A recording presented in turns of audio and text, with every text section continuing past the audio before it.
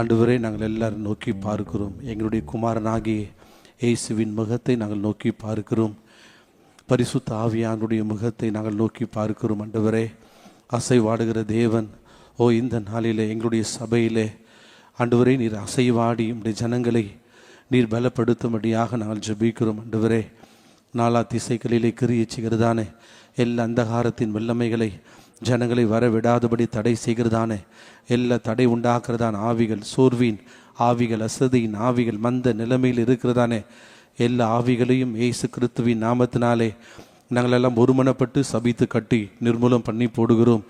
ஜனங்களை சாரை சாரையாய் ஆண்டவரே இந்த நாளிலே கட்ட விழுக்கிறோம். ஆண்டவரே, இந்த நாளிலே நாங்கள் கட்ட விழுக்கிறதான ஜனங்களை ஆண்டவரே நீர் எங்களுக்கு கொடுப்பீர் என்பதை ஆண்டவரே நாங்கள் விசுவாசத்தோடு கூட ஆண்டவரே இயேசுவின் நாமத்தினால ஜனங்களை கட்ட விழுத்து நாங்கள் சுதந்திரித்து கொள்ளுகிறோம். ஆண்டவரே, ஹல்லேலூயா, ஹல்லேலூயா, ஹல்லேலூயா, ஹல்லேலூயா. உமக்கு நன்றி, உமக்கு நன்றி, உமக்கு நன்றி, உமக்கு நன்றி.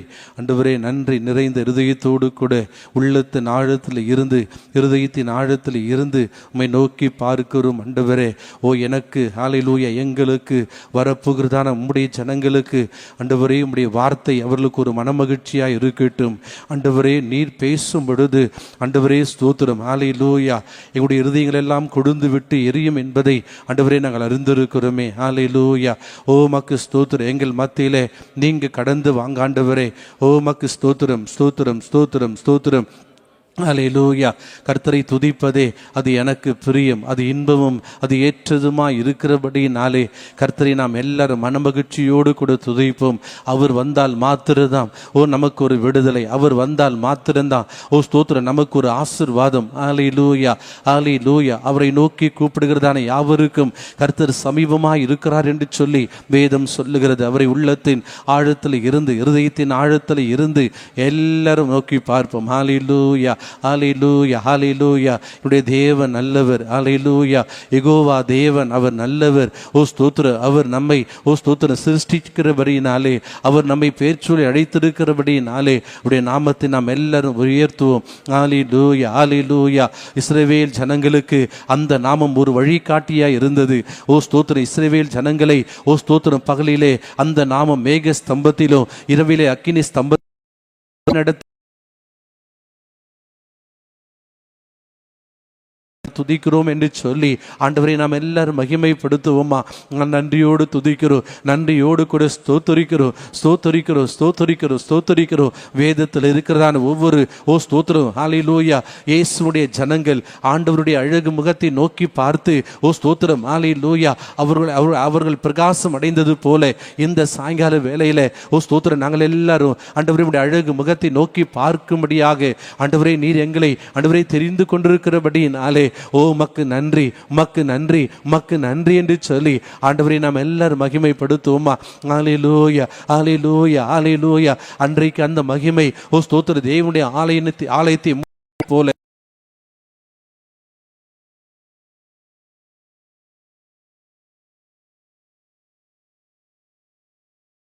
என்னுடைய மனம் எத்தனை பேர் சொல்ல அவருடைய வேதம் மனமகிழ்ச்சியா இல்லையா?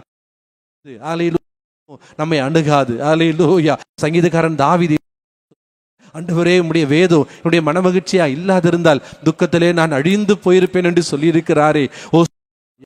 கிடைக்க முடியாது, தேவர்களுக்கு கிடைக்க கூடாது அப்படிப்பட்டதான ஒரு பெரிய ஸ்லாக்கியத்தை ஆண்டவர் கொடுத்திருக்கிறாரே. உடைய நாமத்தை எல்லாரும் மகிமைப்படுத்துவோம், எல்லாரும் மகிமைப்படுத்தும். ஹல்லேலூயா, ஹல்லேலூயா. உம்மை நாங்கள் துதிக்கிறோம், உம்மை நாங்கள் ஸ்தோத்தரிக்கிறோம், ஸ்தோத்தரிக்கிறோம், ஸ்தோத்தரிக்கிறோம், ஸ்தோத்தரிக்கிறோம். கர்த்தர் நல்லவர். ஸ்தோத்திரம். அவருடைய என்றும் உள்ளது என்று சொல்லி வேதம் சொல்லுகிறது. இந்த சாயங்கால வேளையில ஆண்டவர் எங்கள் மத்தியில் அது கடந்து வரட்டும், அது கடந்து வந்து எங்களை ஆளுகை செய்யட்டும், எங்களை பலப்படுத்தட்டும். பலவீனனே பலப்படுத்துகிற தேவன் ஒருவர் உண்டு, அவர்தான் இயேசு. ஹல்லேலூயா. அவரை நோக்கி கூப்பிடுகிறதான யாவருக்கும் கர்த்தர் பதிலளிக்கிறவராய் இருக்கிறாரே. மக்கு ஸ்தோத்திரம், ஸ்தோத்திரம், ஸ்தோத்திரம், ஸ்தோத்திரம். நன்றியோடு துதிக்கிறோம், நன்றியோடு கூட ஸ்தோத்தரிக்கிறோம், ஸ்தோத்தரிக்கிறோம், ஸ்தோத்தரிக்கிறோம். ஹல்லேலூயா, ஹல்லேலூயா. ஓ, அந்த விலையேற பெற்ற நாமத்தை நம்ம எல்லாரும் மகிமைப்படுத்துவோம். அந்த நாமம் இந்த உலகத்தில் வந்து நமக்காக அடிக்கப்பட்டதே, நமக்காக நொறுக்கப்பட்டதே, சமாதானத்தை கொடுக்க அந்த நாமம் எத்தனைத்தபடினாலே அந்த விலையேற பெற்ற நாமத்தை எல்லாரும் உயர்த்துவோம், எல்லாரும் உயர்த்துவோம். ஹல்லேலூயா, ஹல்லேலூயா, ஹல்லேலூயா. ஆண்டவரே, நாங்கள் ஆண்டவரை உயர்ந்திருக்கும்படி ஆண்டவரே நீர் இந்த பூமிக்கு உங்களை தாழ்த்தி வந்தீரே, உங்களுக்கு நன்றி என்று சொல்லி ஆண்டவரை எல்லாரும் மகிமைப்படுத்துவோமா? ஹல்லேலூயா, ஹல்லேலூயா. நன்றி ஆண்டவரே, நன்றியோடு கூட துதிக்கிறோம், நன்றியோடு கூட ஸ்தோத்திரிக்கிறோம், ஸ்தோத்திரிக்கிறோம், ஸ்தோத்திரிக்கிறோம், ஸ்தோத்திரிக்கிறோம். ஹல்லேலூயா.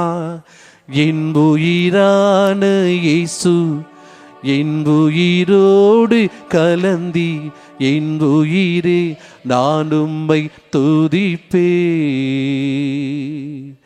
என் உயிரே நான் உம்மை துதிப்பேன். என் உயிரான இயேசு என் உயிரோடு கலந்தி, என் உயிரே நான் உம்மை துதிப்பேன், என் உயிரே நான் உம்மை துதிப்பேன். இன்னுயிரான உயிரான உயிரான இயேசு, இன்னுயிரான உயிரான உயிரான இயேசு, இன்னுயிரான இயேசு என் உயிரோடு கலந்தி, என் உயிரே நான் உம்மை துதிப்பேன், என் உயிரே நான் உம்மை துதிப்பேன். உலகமெல்லாம் மறக்குதையா, உணர்வு எல்லாம் இனிக்குதையா. உலகமெல்லாம் மறக்குதையா, உணர்வு எல்லாம் இனிக்குதையா.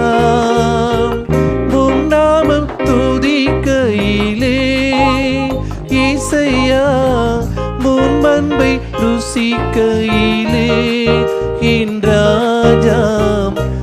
நாமம் துதிக்கையிலே இசையா, முன்பை ருசிக்கையிலே என் உயிரான உயிரான உயிரான இயேசு, இன்னுயிரான உயிரான உயிரான இயேசு, இன்னுயிரான இயேசு இன்னுயிரோடு கலந்தி, இன்னுயிரே நான் உம்மை துதிப்பேன், உயிரே நான் உம்மை துதிப்பேன். உம் திருநாமம் உலகத்திலே உயர்ந்த அடைக்கல அரண் தானே. உம் திருநாமம் உலகத்திலே உயர்ந்த அடைக்கலம் அரண் தானே. நீதிமான் அதற்குள்ளே ஓடி சுகமாயிருப்பானே என் ராஜா. நீதிமான் அதற்குள்ளே ஓடி சுகமாயிருப்பானே. இன்னுயிரான உயிரான உயிரான இயேசு, இன்னுயிரான உயிரான உயிரான இயேசு, இன்னுயிரான இயேசு இன்னுயிரோடு கலந்தி, இன்னுயிரே நான் உம்மை துதிப்பேன், உயிரே நான் உம்மை துதிப்பேன். வசனம் உணவாகும், உடலுக்கெல்லாம் மருந்தாகும். உம் வசனம் எனக்கு உணவாகும், உடலுக்கெல்லாம் மருந்தாகும். பகலும் ஐயா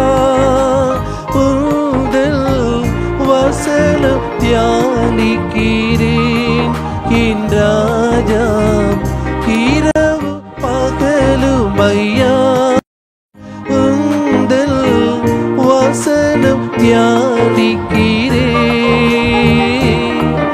இன்னுயிரான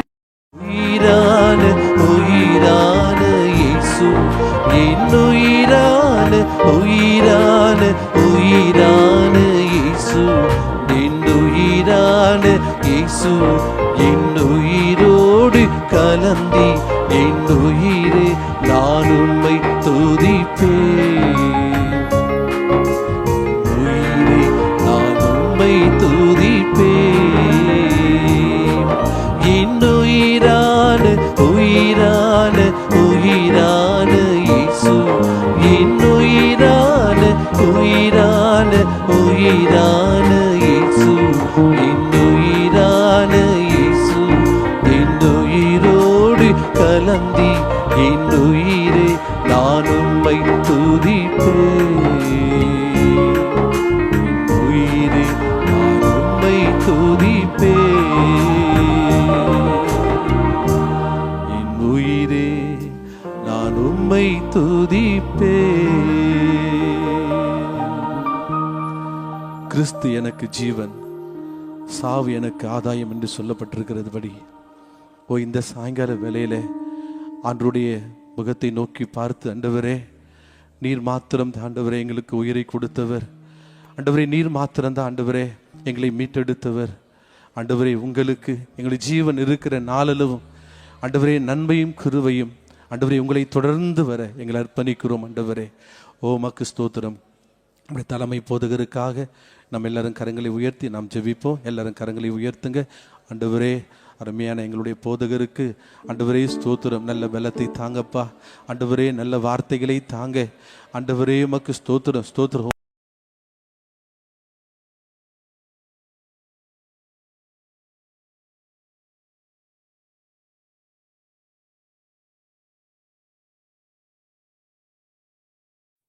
சூத்திரம் எந்த நோக்கத்திற்காக அது அனுப்பப்படுகிறதோ அந்த நோக்கத்தை அதை நிறைவேற்றி விட்டு வரும் என்று சொல்லி நம்முடைய வேதம் சொல்லுகிறது.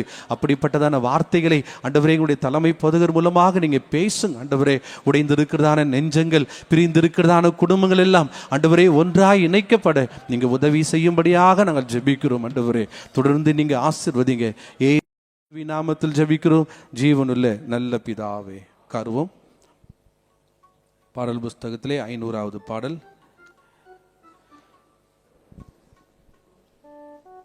இயேசுவின் குடும்பம் ஒன்று உண்டு, அன்பு நிறைந்திடும் இடம் உண்டு என்கிறதான பாடலை நாம் எல்லாம் பாடல் புஸ்தகம் தேவை என்று சொன்னால் உங்கள் கரங்களை உயர்த்து உங்களுக்காக வந்து கொடுக்கப்படும். அதன் விலை 100 ரூபாய்.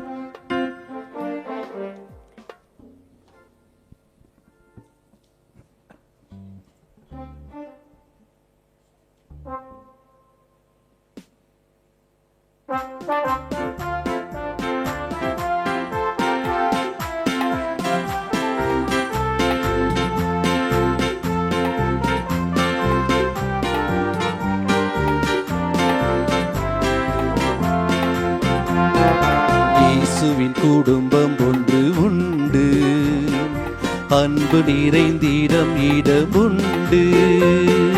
இயேசுவின் குடும்பம் ஒன்று உண்டு, அன்பு நிறைந்திடம் இடம் உண்டு.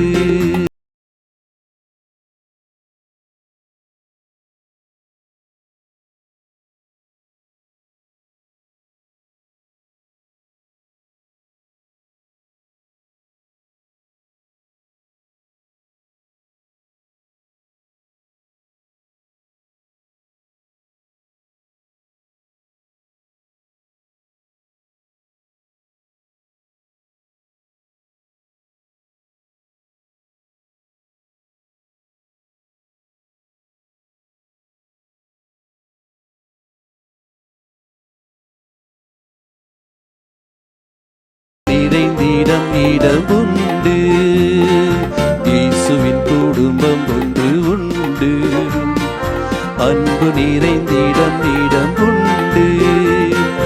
பாவம் இல்லை அங்கே, சாபம் இல்லை, வியாதி இல்லை, பசியும் இல்லை. பாடுவோம்.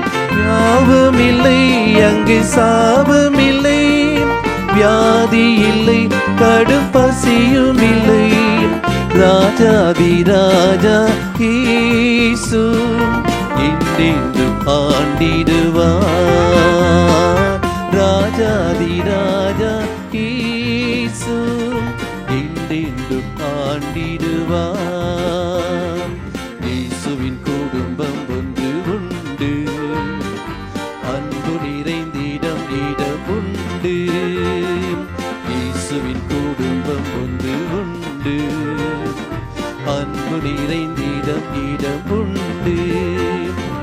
இன்பம் உண்டு, சமாதானம் உண்டு, வெற்றி உண்டு, துதி பாடல் உண்டு.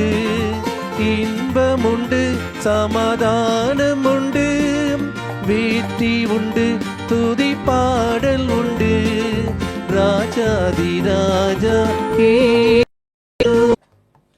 இஸ்ரவேலின் என் ஜனமே இடறிட வேண்டாம், கர்த்தர் நம்மோடு இருக்கிறபடியினாலே எதை குறித்து நாம் கவலைப்பட தேவையில்லை என்கிறதான பாடலை நாம் சேர்ந்து பாடுவோம்.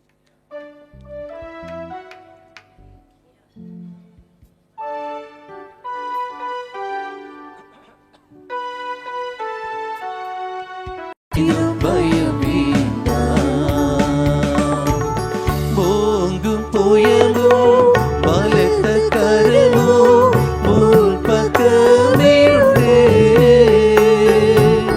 போங்கும் புயலும் பலத்த கரமும் முன் பக்கமே உண்டு. தாங்கும் கிருபை தயவு இருக்க தாராளமாயுண்டு. தாங்கும் கிருபை தயவு இருக்க தாராளமாயுண்டு. இஸ்ரவேலின் ஜனமே இன்றும் இடறிட வேண்டாம். யெகோவாவும் தெய்வமானார், ஏதும் பயம் வேண்டாம். யெகோவாவும் தெய்வமானார், ஏதும் பயம் வேண்டாம். பார்வும் கைக்கு விடுத்து மீட்ட பஸ்கா ஆட்டுக்குட்டி. பார்வும் கைக்கு விடுத்து மீட்ட பஸ்கா ஆட்டுக்குட்டி. ஆரமோசி என்னுடைய ஆசாரியருண்டு. ஆரமோசி என்னுடைய ஆசாரியருண்டு. இஸ்ரவேலின் ஜனமே இன்றும் இடறிட வேண்டாம். யெகோவாவும் தெய்வமா, ஏதும் பயம் வேண்டாம். யெகோவாவும் தெய்வமானார், ஏதும் பயம் வேண்டாம். செங்கடலே வழி திறந்த சீயோன் நாயகனே. செங்கடலே வழி திறந்த சீயோன் நாயகனே. பந்தமின்றி பாலைவனத்தில் பரமரித்தாரே. பந்தமின்றி பாலைவனத்தில் பரமரித்தாரே. சத்ருக்களை சிதற அடித்த சர்வ வல்ல தேவன். சத்ருக்களை சிதற அடித்த சர்வ வல்ல தேவன். யுத்தத்தில் முன்னே நின்று ஜெயமெடுத்தாரே. யுத்த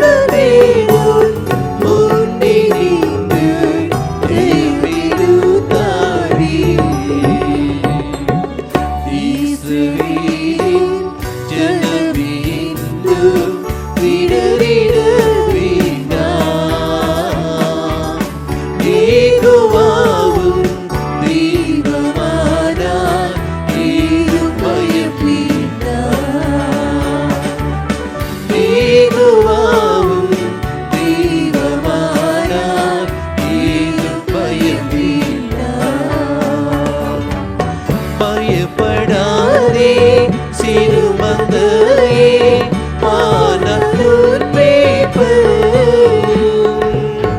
பயப்படாதே சிறுமந்தையே வானத்துள் மேய்ப்பன். தயங்காதே மனம் கலங்காதே தெய்வத்திடம் காப்பி. தயங்காதே மனம் கலங்காதே தெய்வத்திடம் காப்பி. இயேசுவின் ஜனம் இன்று இடறிட வேண்டாம். யெகோவாவும் தெய்வமானார் ஏது பயம் வேண்டாம்.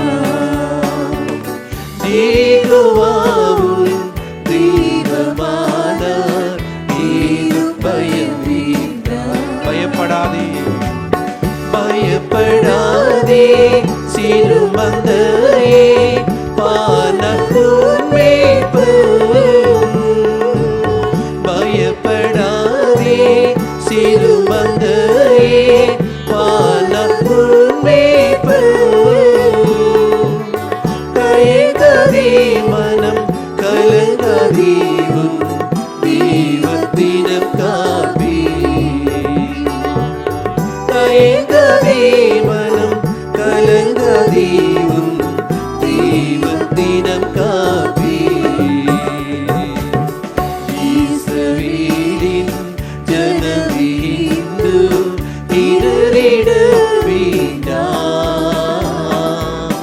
யெகோவாவும் தெய்வமானார் ஏது பயம் வேண்டாம்.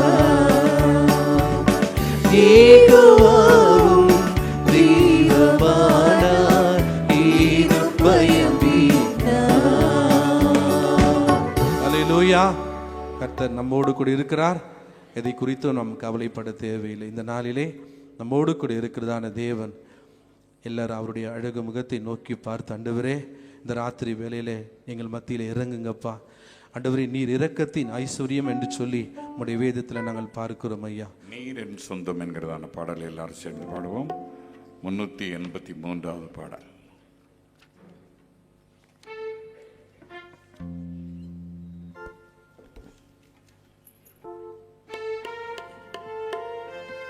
நீர் என் சொந்தம், நீர் என் பக்கம், துன்ப வேளைகளில்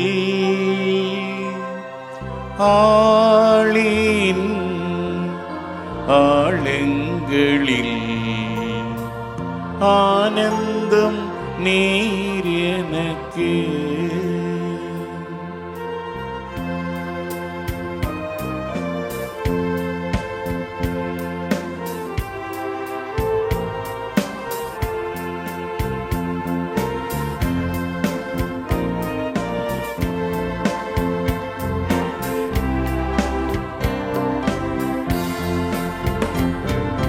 நீரின் சொந்தம், நீரின் பக்கம், துன்ப வேளைகளில் ஆழின் ஆழங்களில் ஆனந்தம் நீர் எனக்கு. நீரின் சொந்தம், நீரின் பக்கம். அல்லேலூயா. துன்ப வேளைகளில் ஸ்தோத்திரமணிகளே பாடுங்க. ஆனந்த நீர் எனக்கு. சூறைச்செடியில் கீழிலும் உம் சமூகம் என்னை தேற்றுமே. நீரின் சொந்தம், நீரின் பக்கம், துன்ப வேளைகளில்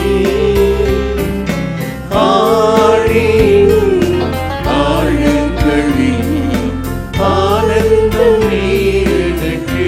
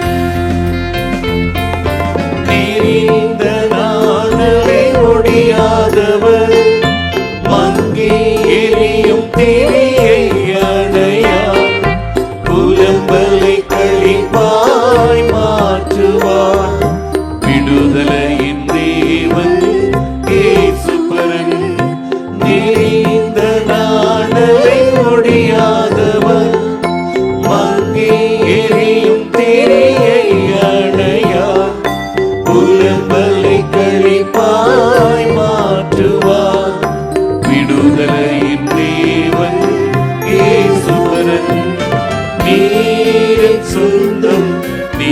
எல்லாரும் முழங்கால் படைத்து ஸ்தோத்திரத்தோடு கூட கர்த்தரை மகிமைப்படுத்தி உணர்ந்து பாடுங்க. ஆழங்களில் ஆனந்தம் நீ எனக்கு சூறை செடியில் கேளிலும் உன் சமூகம் என்னை தேற்றுமே நீரின் சொந்தம் நீரின் பக்கம். ஹல்லேலூயா.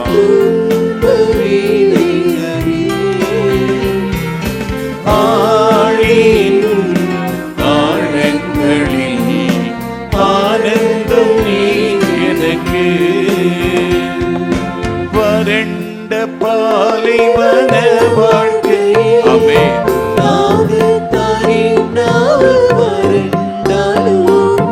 ஆகாரின் குழந்தையின் அழுகையை கேட்டவர் என் தாகம் தீர்க்கும் வல்லவர் வறண்ட பாலைவன வாழ்க்கையில் தாகத்தால் என்னாவு வறண்டாலும் ஆகாரின் குழந்தையின் அழுகையை கேட்டவர் என் தாகம் தீர்க்கும் வல்லவர் நீரில் சொந்தம் நீரின் பக்கம் துன்ப வேளைகளில்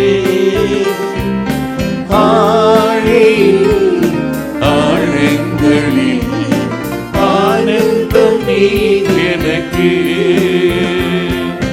சூறை செடியில் கேளிலும் உம் சமூகம் என்னை தேற்றுமே நீரின் சொந்தம் நீரின் பக்கம் துன்ப வேளைகளில்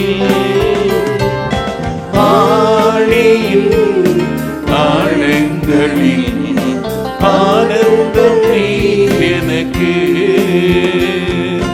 நெறிந்த நாடலை அமையாதவர் மங்கி எரியும் திரியை அணையார் புலம்பலை கழிப்பாய் மாற்றுவார் விடுதலையின் தேவன் இயேசுபரன் நெறிந்த நாடலை முடியாதவர் மங்கி எரியும் திரியை அணையார் புலம்பலை கழிப்பாய் மாற்றுவார் விடுதலையின் தேவன் இயேசுபரன் நீரின் சொந்தம் நீரின் பக்கம் துன்ப வேளைகளில்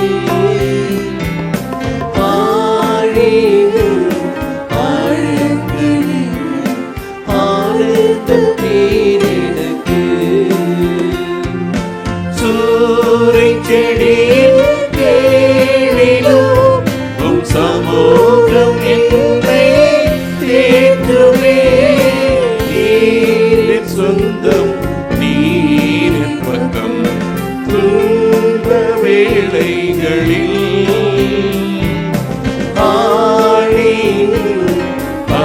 ஆழங்களில் ஆனந்தம் நீர் எனக்கு ஆனந்தம் நீர் எனக்கு. எல்லாரும் இன்னைக்கு செய்தியினுடைய சாராம்சமாக நித்தம் எமக்காய் பரிந்து பேசும் நள்ளிரவின் நண்பனே. இன்னைக்கு செய்தியினுடைய சாராம்சமாக நம்முடைய தேவன் நள்ளிரவுக்கு நண்பனாயிருக்கிறார். எல்லாரும் சேர்ந்து இறங்குமே என் இயேசுவே எனக்கும் உம்மை போல பரிந்து பேசுகிற அனுபவத்தை தாரும் ஆண்டவரே. எல்லாரும் சேர்ந்து அந்த சரணத்தை உணர்ந்து பாடுவோம். நித்தம் எமக்காய் பரிந்து பேசும் நள்ளிரவின் நண்பனே.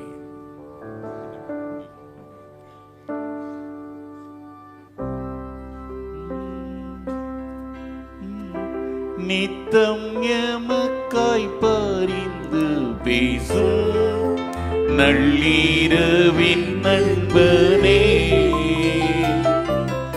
நித்தம் எமக்காய் பரிந்து பேசும் நள்ளிரவின் நண்பனே. அன்பின் பிதாமன்னில் நின்று ஜெபித்திடும் அன்ப ஜெபம் கேளுமே. அன்பின் பிதாமுன்னில் நின்று ஜெபித்திடும் அன்ப ஜெபம் கேளுமே. இரங்குமே என் இயேசுவே. எல்லாரும் இரக்கத்துக்காக கெஞ்சுவோம். கூவி கருவியே ராவு பகலுமே நெஞ்சும் ஜெபம் கேளுமே. கூவி கதறியே ராவு பகலுமே கெஞ்சும் ஜெபம் கேளுமே. நித்தம் எமக்காய் பரிந்து பேசும் நள்ளிரவின் நண்பனே. நித்தம் எமக்காய் பரிந்து பேசும் நள்ளிரவின் நண்பனே. அன்பின் பிதாமுன்னில் நின்று ஜெபித்திடும் அன்ப ஜெபம் கேளுமே. அன்பின் பிதாமுன்னில் நின்று ஜெபித்திடும் அன்ப ஜெபம் கேளுமே. இரங்குமே என் இயேசுவே. இரக்கத்தின் ஐஸ்வர்யமே. கூவி கதறி ராவு பகலுமே கெஞ்சும் ஜெபம் கேளுமே. கூவி கதறி ராவு பகலுமே கெஞ்சும் ஜெபம் கேளுமே. ராஜாதி ராஜா, தர்மையான மாலை வேளையிலே உம்முடைய வார்த்தைகளை எங்களுக்கு நீர் விவரிப்பீராக. உம்முடைய வார்த்தைகள் எங்களுக்கு உணவாக இருந்து பிதாவின் பூர்ண சற்குணத்துக்கு நேராக அந்த வார்த்தைகள் நடத்துகிறதற்கு நமக்கு ஸ்தோத்திரம். வந்திருக்கிற நம்முடைய ஜனத்தை நம்முடைய ஊழியக்காரன் இயேசுவின் நாமத்தினாலே ஆசீர்வதிக்கிறேன். இந்த வார்த்தைகள் எங்களுக்குள்ளே ஆழமாய் பதிந்து 30 அல்ல 60 அல்ல 100க்கு 100 பலன் கொடுக்க கர்த்தருடைய ஆவியானவர் கிரியை செய்யும். சபைக்குள்ளே இருக்கிற எல்லா கள்ளம் கபடு பிச்சு திருக்குள்ள இருதயமெல்லாம் அழிந்து போகட்டும். இயேசுவின் நாமத்தினாலே அழிந்து போகட்டும். பிதாவின் பூர்ண சற்குணம் சபை முழுவதுமாக இறங்கி வரட்டும். எனக்குள்ளே இருந்து நீங்கள் பேசுங்க. என் உருவத்தோடு கூட உருவமாய் நீங்கள் இணைந்து கொள்ளுங்க. என் நாவோடு கூட நாம ஒட்டி கொள்ளுங்க. என் கண்களோடு கூட உம்முடைய கண்கள் இருந்து உம்முடைய கண்களை எங்கள் மேல் வைத்து எங்களுக்கு நீர் ஆலோசனை கொடுப்பீராக. எல்லா துதிக்கான மகிமையில உங்களுக்கே செலுத்துகிறோம். இயேசுவின் பொற்பாதம் அணிந்து கேட்டுக்கொள்கிறோம் எங்கள் ஜீவனுள்ள பிதாவே, ஆமென்.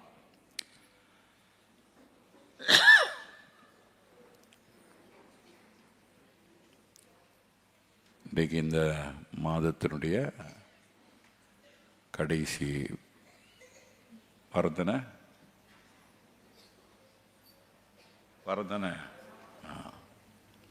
அடுத்த மாதம் என்னது கிச்சிமிச்சி வருது. ஆகியனால அடுத்த வாரத்தில் கிறிஸ்மஸ் கேரல்ஸ் போன்றவைகள் இருக்கிறபடினாலே உங்களுக்கு எல்லாருக்கும் லீவ் விடுகிறேன். சந்தோஷம் தானே? என்ன ஒன்றும் கை தூக்கல? ஏன்னா கொஞ்சம் காய போட்டால் தான் கொஞ்சம் அதனுடைய மேன்மை தெரியும். வாரம் ஆளுக்கு அப்படியே கொடுத்துக்கிட்டு இருந்தால் அந்த மேன்மை தெரியாது. ஆகவே கேரல் ரவுண்ட்ஸ் வர வேண்டியிருக்கிறது. நீங்கள் உங்கள் பாட்டில் பூட்டி போட்டு இங்கே வந்துட்டீங்கன்னா அங்கே ரவுண்ட்ஸ் போகிறவங்க வாசலில் நின்று பாடிட்டு வெறுமையாக திரும்புவாங்க. அது மகா பெரிய துக்கம் அல்லவா? அதை நாம் செய்யக்கூடாது. ஆகவே அடுத்த வாரத்திலேருந்து நமக்கு தாவீதின் ஜெபம் நடக்கும். தாவீதின் கூடாரத்தில் ஜெபம் நடக்கும். ஆனால் பைபிள் ஸ்டடி 1 மாதத்திற்கு உங்களுக்கு லீவ் விடுகிறேன். ஆமென். சரி, உன்னத பாட்டு 7:6 சொல்லப்பட்டிருக்கிறது. உன் சிரசு மனமகிழ்ச்சியை உண்டாக்கும். என் பிரியமே, நீ எவ்வளவு ரூபவதி, நீ எவ்வளவு இன்பமுள்ளவள். ஒரு குடும்பத்தை புருஷன் சந்தோஷத்தோடு கூட நடத்த வேண்டும். எப்படி குடும்பமும் சபையும் ஒன்றோ அப்படிதான், குடும்பம் எப்படியோ அப்படிதான் சபை இருக்கும். இது இங்கே கொஞ்சம் ப்ராக்டிக்கலாக தான் பேச போகிறேன். ஒரு குடும்பத்தை புருஷன் தான் நடத்த வேண்டும். அந்த குடும்பத்தை புருஷன் சந்தோஷமாக நடத்தும் பொழுதுதான் அந்த குடும்பத்திலே மகிழ்ச்சி. அதை போல ஒரு போதகர் சபையின் தலைவராக இருக்கிறார். ஒரு சீனியர் பாஸ்டர் சபைக்கு போதகராக இருக்கிறார். இப்போ நீங்களாம் என்னுடைய பிள்ளைகளாக இருக்கிறீர்கள்.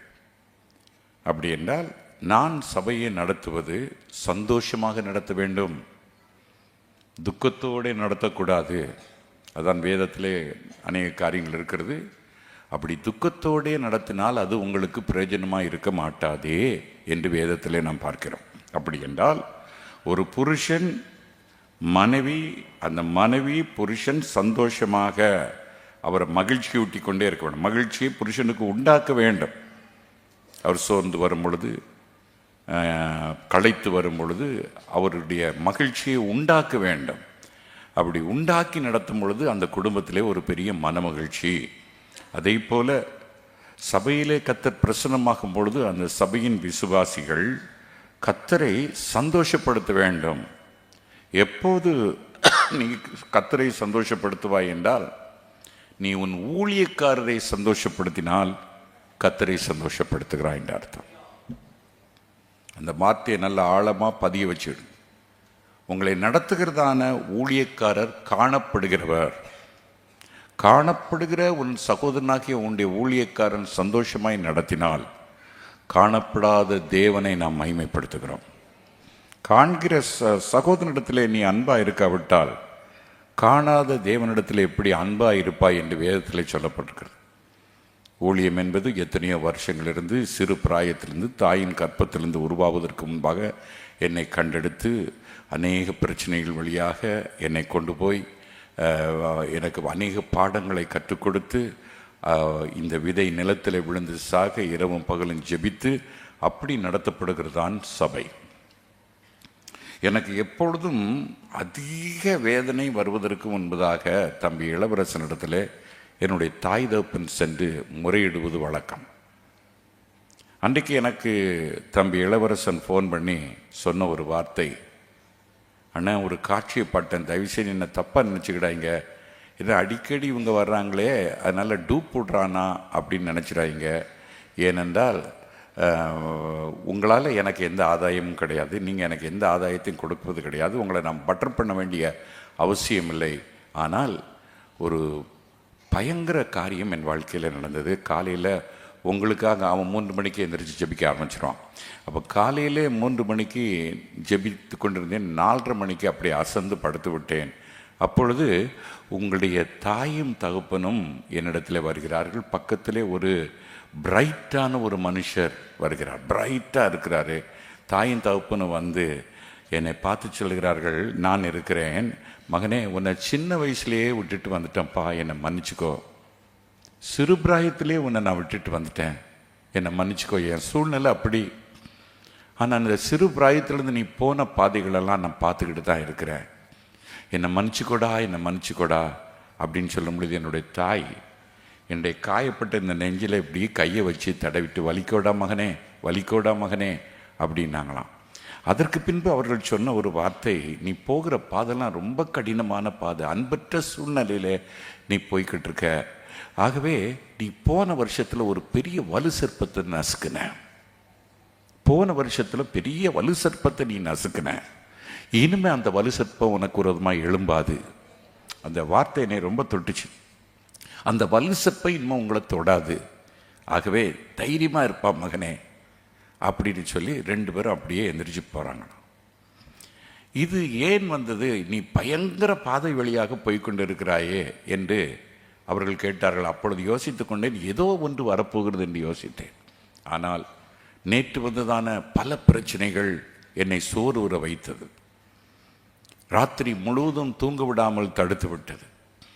கண்ட சின்ன பையன்களுக்கு பதில் சொல்ல வேண்டிய சூழ்நிலை, கண்ட சின்ன பிள்ளைகள் எனக்கு விரோதமாக எழும்பி கிரியை செய்வதை பார்த்தேன். அதை பார்த்து நான் நொந்து போனேன். ஆண்டவரே, எத்தனை பேருக்கு தான் நான் பதில் சொல்லுவது? இப்படி எல்லா பக்கத்திலும் இடுக்கம் நெருக்கமும் இருக்கிறது என்று சொல்லும் பொழுது 3 மணி வரைக்கும் பல இடங்களுக்கு ஃபோன் பண்ணி திட்ட வேண்டியவர்கள் நான் திட்டி கழிக்க வேண்டியதில்லை. அதான் வேதத்தில் சொல்லப்பட்டிருக்கிறது, வெள்ளியிலிருந்து களிம்பை நீக்கிவிடு, அப்பொழுது தட்டானால் நல்ல உடைமை பிறக்கும் என்று சொல்லப்பட்டிருக்கு. அப்படின்னா சில நேரத்தில் சபை வெள்ளியாக இருக்கிறது. வெள்ளி என்பது கர்த்தருடைய வார்த்தை. அவருடைய வார்த்தை உருக்கி ஊற்றப்பட்டதான வெள்ளியை போல சுத்த சொற்களாக இருக்கிறது. அந்த வெள்ளிக்கொப்பான வார்த்தையிலே சில களிம்புகள் வந்து விடுகிறது. சபையிலே சில களிம்புகள். எப்பொழுதுமே புதுசாக வந்தவன் நமக்கு உபத்திரம் கொடுக்க மாட்டான். பழைய விசுவாசிகள், அவருடைய பிள்ளைகள் தான் எனக்கு உபத்திரவம் கொடுப்பார்கள். அவர்களுக்கு நான் எந்த துரோகமும் செய்தது கிடையாது, அவருடைய வாழ்க்கையை கெடுத்தது கிடையாது. சொல்லப்போனால் அவர்களுக்கு நன்மை தான் நான் செய்திருக்கிறேன், யாருக்கும் எந்த துரோகமும் செய்தது கிடையாது. ஆனால் நடந்தது என்ன? அவர்கள் கொடுத்த உபத்திரவம் என்னுடைய உள்ளத்தை பாதித்தது. அருமை கர்த்தருடைய பிள்ளைகளே, அதனால இரவு முழுது 3 மணி வரைக்கும் ஃபோன் பண்ணி 3 மணிக்கு கண்ணசந்து 6:30 மணிக்கு எழும்பினேன். எழும்பும் பொழுது கர்த்தர் என்னை உணர்த்தினார், இனிமேல் உனக்கு பிரச்சனை இல்லை, அதை பற்றி கவலைப்படாதே அப்படின்னா. அந்த வெள்ளியிலிருந்து களிம்பை நான் நீக்கிவிட்டேன், கர்த்தர் நீக்கினார் என்று நான் சொல்வேன். அப்போ சபை ஒரு வெள்ளியை போல இருக்கிறது. இப்படிப்பட்ட களிம்புகள் வரும், இப்படிப்பட்ட காளான்கள் சபையிலே வரும். அதற்கு முன்னெச்சரிக்கையாக மரித்து போன கர்த்தருடைய பிள்ளைகள் வந்து என்னிடத்தில் பேசும் பொழுது அது எனக்கு ஒரு புத்துணர்வை ஏற்படுத்திட்டு, இப்படிதான் ஊழியக்காரனை கர்த்தர் என்ன உங்ககிட்ட வந்து சொல்ல முடியாது. நீங்கள் பார்க்குறது வெளியே பார்க்குற சார்ல்ஸ் ஆரோன், நீங்கள் பார்க்குறது வெளியே பார்க்குற தோரணத்தை பார்க்குறீங்க. நல்லா அழகாக ட்ரெஸ் பண்ணிட்டு வர்றாரு, அவருக்கு என்ன, ஆனால் உள்ள பூரா அடி. அப்போ அந்த பாதை வழியாக நாம் போகும் பொழுது உங்களை நடத்துகிற போதகருக்கு நீங்கள் உத்தரவும் கொடுக்கக்கூடாது. அதான் வேதத்தில் உங்களை நடத்துகிறவர்கள் சந்தோஷமாய் நடத்த வேண்டும். குடும்பத்தை நடத்துகிற புருஷன் மனைவியினுடைய கோஆப்ரேஷன் இருந்தால்தான் சந்தோஷமாக இருக்க முடியும். அவள் எதுக்கெடுத்தாலும் மூஞ்ச தூக்கிட்டு எதுக்கெடுத்தாலும் பிரச்சனை பண்ணிக்கிட்டு இருந்தா அந்த குடும்பம் சந்தோஷமாக இருக்க முடியாது. அந்த மனைவிகளுக்கு திருமணமே தேவையில்லை, வீட்டிலே இருந்து தங்கள் தாய் தகப்பனை கவனித்து கொண்டிருந்தால் நலமாக இருக்கும். அப்போது குடும்பம் எப்படியோ அப்படிதான் சபையும் இருக்கிறது. கர்த்தர் டைரக்டாக வந்து சபையை டீல் பண்ணுவது கிடையாது. ஆனால் ஒரு ஊழியக்காரனை வைத்து, ஒரு மெய்ப்பனை வைத்து இஸ்ரவேல் ஜனங்களை டைரக்டாக டீல் பண்ணவில்லை. ஒரு மோசையை கொண்டு, ஒரு ஆரோனை கொண்டு தான் வழி நடத்தினார். அதான் ஆரோன் மோசே என்னும் நல்ல ஆசாரியர்கள் உண்டு. அப்போ என்றைக்கெல்லாம் இந்த ஆரோனையும் மோசையும் வேதனைப்படுத்தினார்களோ அன்றைக்கு சபையார் வழியிலே அழிக்கப்பட்டார்கள். வனாந்தரத்தின் பாதையிலே அவர்கள் அழிக்கப்பட்டார்கள். அருமையான கர்த்தருடைய பிள்ளைகளே, ஊழியக்காரனை நீங்கள் சந்தோஷப்படுத்துவீர்கள் என்றால் கர்த்தரை சந்தோஷப்படுத்துகிறீர்கள். புரியுதா நான் உங்களுக்கு சொல்றது? அப்போ ஊழியக்காரனை துக்கப்படுத்தினால் நீங்கள் கர்த்தரை துக்கப்படுத்துகிறீர்கள். இன்னைக்கு நிறைய பேர் என் மேலே ஒரு எரிச்சல், ஒரு கோபம், ஒரு பொறாமை, வெளியே பார்க்கும்போது சிரித்து பேசுகிறாங்க. ஆனால் கர்த்தர் அதை காட்டி கொடுத்து விடுகிறார்.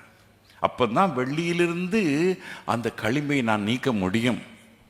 எதுக்கு காரணம் இல்லாமல் இப்படிப்பட்ட ஒரு பொறாமை? அப்போ நான் சபையை நடத்தும் பொழுது சிலரை குறித்து யோசிக்கும் பொழுது அவர்களை சந்தோஷமாய் நடத்த முடியவில்லை, துக்கத்தோடு கூட நடத்துகிறேன். அதான் வேதத்தில் இன்னைக்கு என்னை குறித்து ஒரு பேர் என்னன்னா, பாஸ்டர் தூக்கி வச்சார்னா ஒரேடியாக தூக்குவார், கீழே போட்டார்னா கீழே போட்டு மிதிச்சிருவார் அப்படிங்கிறாங்க.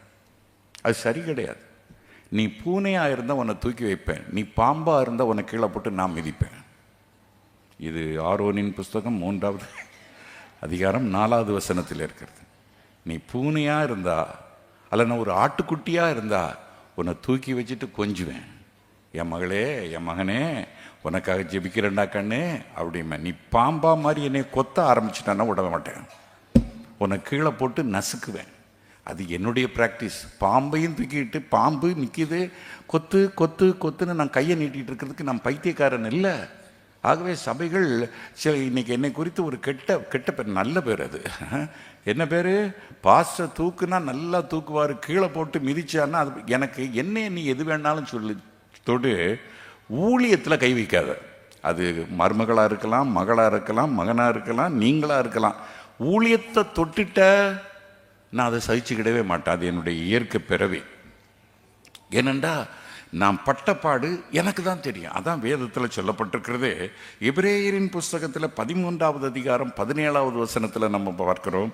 வாசிங்கள், எபிரேயர் 13:17. உங்களை நடத்துகிறவர்கள் உங்கள் ஆத்துமாக்களுக்காக உத்தரவாதம் பண்ணுகிறவர்களாய். நாங்க எப்படிப்பட்டவங்க? நாங்க வெளியே பார்க்கும் பொழுது பைபிள் ஸ்டடி இருக்கிறது போல இருக்கும், ஞாயிற்றுக்கிழமை கூட்டம் நடத்துவது போல இருக்கும். ஆனால் உங்களை நடத்துகிற நாங்கள் உங்கள் ஆத்துமாக்களுக்காக உத்தரவாதம், அதனுடைய உத்தரவாதம் என்றால் என்ன? கேரண்டி கொடுக்கிறோம். அதை நீங்க கொஞ்சம் ஆழமா வாசிச்சா உங்களுக்கு தெரியும். உங்கள் ஆத்துமாக்களுக்காக உத்தரவாதம் பண்ணுகிறபடினாலே, வாசிங்க, உத்தரவாதம் பண்ணுகிறவர்களாய் விழித்திருக்கிறவர்கள் ஆனபடியால். அவங்க உத்தரவாதம் பண்ணுவது மாத்திரமல்ல, அவர்கள் விழித்திருக்கிறார்கள். அப்போ ஒரு ஊழியக்காரனுடைய கடமை என்ன? உங்களுடைய ஒவ்வொரு ஆத்துமாவை குறித்து ரவும் பகலும் உத்தரவாதம் பண்ணிக்கொண்டே இருக்கிறோம். அல்லாவிட்டால் நீங்கள் அழிக்கப்பட்டு போவீர்கள். நான் ஏன் காக்கப்படுறேன் அப்படி நீ கேட்கலாம். உனக்காக ஒரு ஊழியக்காரன் தேவ சமூகத்திலே இரவும் பகலும் உத்தரவாதம் பண்ணுகிறார். அந்த உத்தரவாதம் பண்ணுகிறபடினால்தான் நீ மகிழ்ச்சியா இருக்கிறாய். வேணா கொஞ்சம் வெளியே போயிட்டு வாங்க, பாருங்க எப்படி இருக்குன்னு. அப்போ உங்கள் ஆத்துமாக்களுக்காக உத்தரவாதம் பண்ணுகிறபடினாலே, கிளவாசிங்க, அவர்கள் துக்கத்தோடே அல்ல. நாங்க உங்களை துக்கத்தோடே நடத்தக்கூடாது. என்ன அருமையான வார்த்தை! அவர்கள் துக்கத்தோடே அல்ல, வாசிங்க, சந்தோஷத்தோடே அதை செய்யும்படி. சந்தோஷத்தோடே அதை செய்யும்படி அவர்களுக்கு கீழ்ப்படிந்து அடங்குங்கள். அப்ப நீங்க செய்ய வேண்டியது எங்க வார்த்தை. நாங்க என்ன பகவத்கீதையா பேசுறோம், குரானா பேசுறோம், கர்த்தருடைய வார்த்தையை பேசுறோம். அப்போ என்னுடைய ஒவ்வொரு வார்த்தை கர்த்தர் கொடுக்கிற வார்த்தை. இந்த வார்த்தைக்கு நீங்கள் கீழ்ப்படிந்து அடங்குங்கள். அதான் வேதத்திலே சொல்லப்பட்டிருக்கிறது. ஏற்ற காலத்திலே அவர் உன்னை உயர்த்தும்படிக்கு அவருடைய பலத்த கரத்திற்குள் அடங்கினீர்கள். பலத்த கரம் என்றால் என்ன அர்த்தம்? இந்த வார்த்தைக்கு கீழ்ப்படிந்து அவருடைய பலத்த கரத்திற்குள் அடங்குவதற்கு அதுதான் சமானம். ஆகவே ஊழியக்காரர் உங்களுக்கு கசப்பான வார்த்தைகளை கொடுக்கலாம், இனிப்பான வார்த்தைகளை கொடுக்கலாம், பிரியமான வார்த்தைகளை கொடுக்கலாம், பிரியமில்லாத வார்த்தைகளை கொடுக்கலாம். ஆனால் அதற்கு நீங்கள் கீழ்ப்படிந்து அடங்குங்கள். அடங்கும் பொழுது கீழே வாசிங்க, அவர்களுக்கு கீழ்ப்படிந்து அடங்குங்கள். அவர்கள் துக்கத்தோடே அப்படி செய்தார். அவர்கள் துக்கத்தோட, நான் பேசும்போது இப்படி இருக்காளே, இப்படி பேசுறாளே, எனக்கு விரோதமாக குழி தோன்றாளே, ஐயோ அப்படின்னு இருந்தா நான் எப்படி நடத்துறேன்? துக்கத்தோடு சபையை நடத்துகிறேன். அதான் வேதத்தில் இன்னைக்கு அநேகர் ஆசீர்வதிக்கப்படாமல் போவதற்கு காரணம், அநேகர் சந்தோஷப்படுத்தினாலும் அநேகர் என்னை துக்கத்தோடு கூட நடத்துகிறார்கள். அது ரொம்ப வேதனையை கொடுக்கிறது. அப்போ நான் சொன்னேன், எவ்வளவு நாள் தான் இவங்களோட மல்லு கட்டிட்டு கிடக்கணும் ஆண்டவர் என்ன கூட நேற்று கேட்டேன். அப்போ அவங்க துக்கத்தோட நடத்தினால், வாசிங்க அந்த வசனத்தை, அவர்கள் துக்கத்தோடே அப்படி செய்தால், துக்கத்தோட அப்படி செய்தால் அது உங்களுக்கு பிரயோஜனமாய் இருக்க மாட்டாது. நீங்க சபைக்கு வர்றது பிரயோஜனமற்றது, நீங்க ஜெபிப்பது பிரயோஜனம் இல்லை, நீங்க பிரயாசப்படுவது பிரயோஜனம் இல்லை. ஊழியக்காரனை துக்கப்படுத்துவது கர்த்தரை துக்கப்படுத்துவது போல. அப்படின்னா கர்த்தரை நீங்க துக்கப்படுத்திட்டு உங்களுடைய வாழ்க்கையில நீங்க என்ன செஞ்சாலும் விளங்காது. ஊழியம் செஞ்சாலும் விளங்காது, வேலை செஞ்சாலும் விளங்காது, சொத்துக்களை சேர்த்தாலும் விளங்காது. காரணம் என்னன்னா, நீங்க துக்கப்படுத்தி இருக்கிறீங்க. நீங்க அந்த ரூட்டை பார்க்கணும். அந்த ரூட் அப்படின்னா நீங்க உங்க வாழ்க்கையில நீங்க செய்யற காரியம் வாய்க்க மாட்டேங்குது. என்னெல்லாமோ செஞ்சுதான் பார்க்குறீங்க, வாய்க்க மாட்டேங்குது. ஏன்னா ஒரு பகுதியில் கர்த்தருடைய ஊழியக்காரனை துக்கப்படுத்துறீங்க, உள்ளுக்குள்ள உட்கார்ந்தே குழி தோன்றீங்க. அவனுக்கு விரோதமாக ஏவி விடுறீங்க, பிசாசை ஏவி விடுறீங்க, அவனை அழிக்கணும்னு பார்க்குறீங்க. வெளியே பார்க்கும்போது பாஸ்டருங்கிறீங்க, எல்லாரையும் நான் சொல்லலை. ஆகவே உங்களுக்கு ஒன்றுமே பிரயோஜனமாக வாய்க்க மாட்டேங்குது, அது பிரயோஜனமாக இல்லை. அப்போ நாங்கள் எப்படி சபையை நடத்துகிறோன்னு பார்க்கும் பொழுது எங்களுடைய பிரின்சிபால் ஒரு முறை எங்களுடைய கிளாஸில் பேசி கொண்டிருந்தார். அவர் மெக்டமேட், ஒரு அமெரிக்கன். அவர் பேசும்பொழுது ஒரு காரியம் எனக்கு என்னுடைய உள்ளத்தை அது தொட்டது. அவர் சொன்னார், எத்தனை தடவை மன்னிக்கணும் சார் அப்படின்னு கேட்டோம். அப்போ அவர் சொன்னார், 7-70 தடவை மன்னிக்கணும். அப்படின்னா நீங்கள் மன்னிச்சிருக்கீங்களா? அப்போ அவர் ஒரு கதை சொன்னார் எங்ககிட்ட. அவர் சொன்னது, எனக்கிட்ட ஒரு வேலைக்காரன் இருக்கான்னு வச்சுக்கிடுங்க. அந்த வேலைக்காரன் என்கிட்ட ஒழுங்காக இருக்கான், திடீர்னு கொஞ்சம் எடக்கு பண்ணிவிட்டு அவன் எனக்கு விரோதமாக கிரியை செய்ய ஆரம்பிச்சிட்டான்னு வச்சுக்கிடுங்க. உடனே நான் அவனை பார்த்து சொல்கிறேன், நீ தயவுசெய்து போயிருப்பான்னு சொல்லி முந்தின மாதத்து சம்பளம்லாம் அவனுக்கு கொடுத்து நான் அனுப்பிடுறேன்.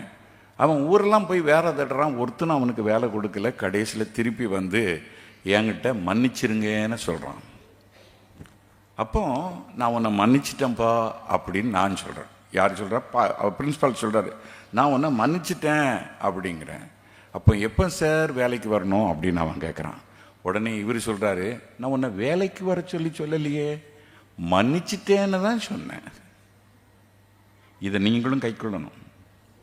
மன்னிப்பு கேட்டவன்லாம் வீட்டுக்குள்ளே வச்சிங்கன்னா, மன்னிப்பு கேட்டவன்னா வேலையில் சேர்த்தீங்கன்னா, அவன் திருப்பியும் அவன் சுபாவம் மாறாது, முள்ளாக தான் இருப்பான். தீர்க்க தரிசனத்தின் வார்த்தை. அவன் மன்னிப்பு கேட்டானே, இறங்கி வந்துட்டானே, அவனை பார்த்தா பாவம் பார்த்தீங்கன்னா செத்தீங்க. அப்போ நான் உன்னை மன்னிச்சிட்டேன்ப்பா, ஆனால் வேலைக்கு திருப்பி எடுக்கலையே. நீ வேலைக்கு எடுத்தால் பழைய குருடி கதவை தரடி தானே வரும்.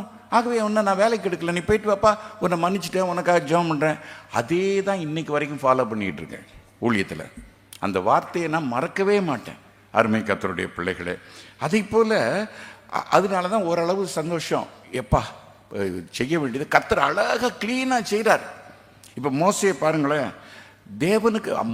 தேவனுக்கு விரோதமாக எழும்பலன்னு சொன்னாலும் மோசைக்கு விரோதமாக எழும்புவது தேவனுக்கு விரோதமாக எழும்புவது போல இருக்கிறது. அப்போ அவங்க தேவனுக்கு விரோதமாக, மோசைக்கு விரோதமாக முறுமுறுக்கிற நேரத்தில் அப்போ அவன் எப்படி ஜெபிக்கான்? அவன் ஒரு பரிந்து பேசுகிறான், ஆண்டவரே அவர்கள் செலுத்தும் பலியை அங்கீகரியாதிரும், அவருடைய ஜெபத்திற்கு நீர் பதில் கொடாதிரும்.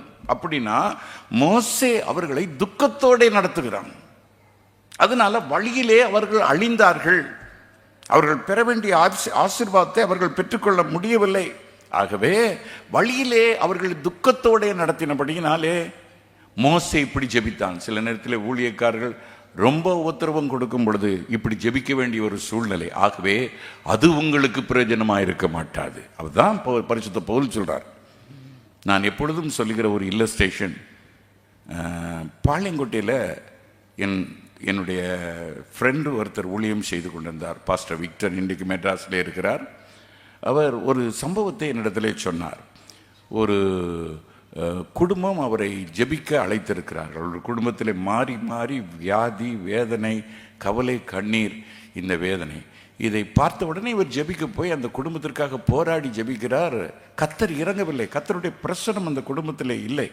உடனே ஆண்டவரை பார்த்து கேட்டார், ஆண்டவரே ஏன் இவ்வளவு கடினமாக இருக்கிறீர், இந்த குடும்பத்திற்கு நீர் இறங்க மாட்டேன் என்கிறீரே என்று சொல்லும் பொழுது ஆண்டவர் பேசினாராம், ஒரு ஊழியனை அவர்கள் கண்ணீர் வடிக்க வைத்தார்கள். ஆகவே இந்த குடும்பத்திற்காக ஜெபிக்காதே, இந்த குடும்பம் செய்யும் பாவத்திற்கு நீ உட்படாதே. இந்த வார்த்தை அழகா சொன்னார். இந்த குடும்பம் செய்கிற பாவத்திற்கு நீ உட்படாதே என்று சொல்லும் பொழுது அப்படியே ஏனோ தானா ஆகாயத்தில் சிலம்பம் பண்ணுற மாதிரி ஜெபிச்சுட்டு வெளியே வரும்போது அவரை பார்த்து கேட்டாராம், அந்த வீட்டு ஓனரை பார்த்து, நீங்கள் எந்த ஊழியக்காரனையாவது ரொம்ப வேதனைப்படுத்துனீங்களா பிரதர்னு கேட்கும்போது, ஆமாம் பாஸ்டர், ஒரு ஊழியக்காரனை ரொம்ப நாங்கள் கண்ணீர் வடிக்க வச்சோம். அவர் வாசலில் நின்று, அது வரைக்கும் பொறுமையாக இருந்த மனுஷன் வாசலில் நின்று மண்ணள்ளி போட்டுட்டு நீ நல்லாவே இருக்க மாட்டே அப்படின்ட்டு போனார். அவர் சபிக்க, ஆனால் எந்த அளவுக்கு அவர் பாதிக்கப்பட்டிருப்பார் யோசித்து பாருங்கள். எந்த அளவுக்கு அந்த ஊழியக்காரருக்கு அவர் வேதனை கொடுத்திருப்பார், எவ்வளவு துக்கத்தை கொடுத்திருப்பார். அவருடைய வார்த்தைக்கு அடங்காமல் அவரை வேதனைப்படுத்தி, அப்போ அது சொன்ன உடனே அதை முதல்ல அறிக்கை எடுங்க, கர்த்தர் மன்னிக்கிறது மன்னிக்காது அவர்கிட்ட தான் இருக்குது, நான் ஒன்றும் சொல்ல முடியல, கர்த்தர் தான் ஜெபத்துக்கு பதில் கொடுக்கணும்னு நான் வந்துட்டேன். ஆகவே உங்கள் குடும்பம், உங்கள் சந்ததி ஆசீர்வதிக்கப்பட வேண்டும் என்றால் உங்களை நடத்துகிறவர் சந்தோஷமாய் நடத்த வைக்க வேண்டும்.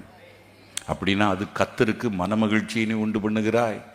உன்னை நடத்துகிறவர்கள் சந்தோஷமாய் நடத்தாவிட்டால் அல்லாவிட்டால் உத்தரவாதம், உன் ஆத்துமாக்களுக்காக அவர்கள் உத்தரவாதம் பண்ணுகிறார்கள். அதை ரொம்ப கேரண்டி கொடுக்கிறார்கள். கேரண்டி என்பது ஷூரிட்டி போடுவது போல. தேவ பிள்ளைகளே, நாங்கள் உங்களுக்கு ஷூரிட்டி போடுறோம், இந்த ஆத்மாவுக்காக நாங்கள் ஜெபிக்கிறோம், உங்களுடைய ரத்தத்திற்குள்ள மறைத்துக்கொள்ளும் அப்படின்னு சொல்லி ஜெபிக்கிறோம். யார்கிட்ட ஜெபிக்கிறோம்? குமாரன்கிட்ட ஜெபிக்கிறோம். குமாரன் எங்களுடைய தொல்லை தாங்காம குமாரன் பிதாவினிடத்தில் ஜெபிக்கிறார். அப்ப ஊழியக்காரன் என் நாமத்தினாலே எவைகளை கேட்டாலும் பிதா குமாரனிலே மகிமைப்படும்படி அவைகளை தருவேன் என்று கர்த்தர் சொல்லியிருக்கிறார். அப்படி என்றால் ஊழியக்காரன் இரவும் பகலும் உங்களுடைய ஆத்துமாக்களுக்காக உத்தரவாதம் பண்ணுகிறார். நீங்க இந்த வசனத்தை அடிக்கடி வாசிச்சிருப்பீங்க. ஆனா இன்னைக்கு உங்க வாழ்க்கையில வருகிற ஆசீர்வாதங்கள் தற்சமயமாய் வந்தது என்று நினைக்காதிருங்கள். ஒரு ஊழியக்காரன் இரவும் பகலும் உங்கள் ஆத்துமாவுக்காக உத்தரவாதம் பண்ணுகிறார். நீங்கள் திடீரென்று ஜெபிக்க வேண்டும் என்கிறதான ஒரு வாஞ்சை வருகிறது. பரிசுத்த வாழ்க்கையில முன்னேற வேண்டும் என்கிறதான வாஞ்சை வருகிறது. ஏன் வருகிறது? ஒரு ஊழியக்காரன் செப்பரேட்டாக வந்து உங்களுக்காக உத்தரவாதம் பண்ணுகிறார். ஆண்டவரே, எங்கள் விசுவாசிகளை ஜெபிக்க வையும், தாவீதின் கூடாரத்துக்கு ஆத்துமாக்களை கொண்டு வரோம், அவர்கள் ஜெப வீரர்களாய் மாறணுமே, பரிசுத்தத்தில் வல்லவர்களாய் மாறணுமே, அவர்கள் ஊழியக்காரர்களாய் மாறணுமே. உத்தரவாதம் பண்ணுகிறார் ஊழியக்காரர். அப்போ இந்த ஜெபத்தை இயேசு கேட்கிறார். அப்ப அந்த ஜெபத்தை பிதா கிட்ட கொண்டு போறாரு. அப்படியே அவரும் வாக்கு கடங்காத பெருமூச்சுகளோடு கூட இரவும் பகலும், அப்ப இரவும் பகலும் தம்மை நோக்கி கூப்பிடுகிற யாவருக்கும், அப்படின்னா இரவும் பகலும் ஊழியக்காரனும் கூப்பிடுகிறான். ஊழியக்காரனும் இருந்தாலும் இப்ப பாருங்க, என்னுடைய வாழ்க்கையில அந்த ஜெப வாழ்க்கை மாறிக்கிட்டே வருது. அது எப்படி மாறுதுன்னா, என்ன அறியாமலே ஸ்தோத்திரம் பண்ணிக்கிட்டே இருக்கேன். முந்திலாம் எதையோ யோசிச்சிட்டே எப்படி இருக்கா அப்படி இருக்குன்னு கதை அடிச்சுட்டு வருவேன். இப்போ ராத்திரி படுத்து தூக்கம் இல்லைன்னா ஸ்தோத்திரம் ஸ்தோத்திரம் ஸ்தோத்திரம். அந்த ஸ்தோத்திரத்துக்குள்ளே எங்கள் சிஸ்டர் சாரான ஒரு சொல்லுகிறதான ஒரு அருமையான வார்த்தை, உட்கார்ந்து மணிக்கணக்காக டிவியை பார்க்கறத விட உட்கார்ந்து ஒரு 10 ஆத்துமக்களுக்காக ஸ்தோத்திரம் பண்ணு. அப்போ ஸ்தோத்திரம் பண்ணுவது என்ன ஆகுறது? உத்தரவாதம் பண்ணுகிறாய். அது உனக்கு பிரயோஜனமாக இருக்குமே.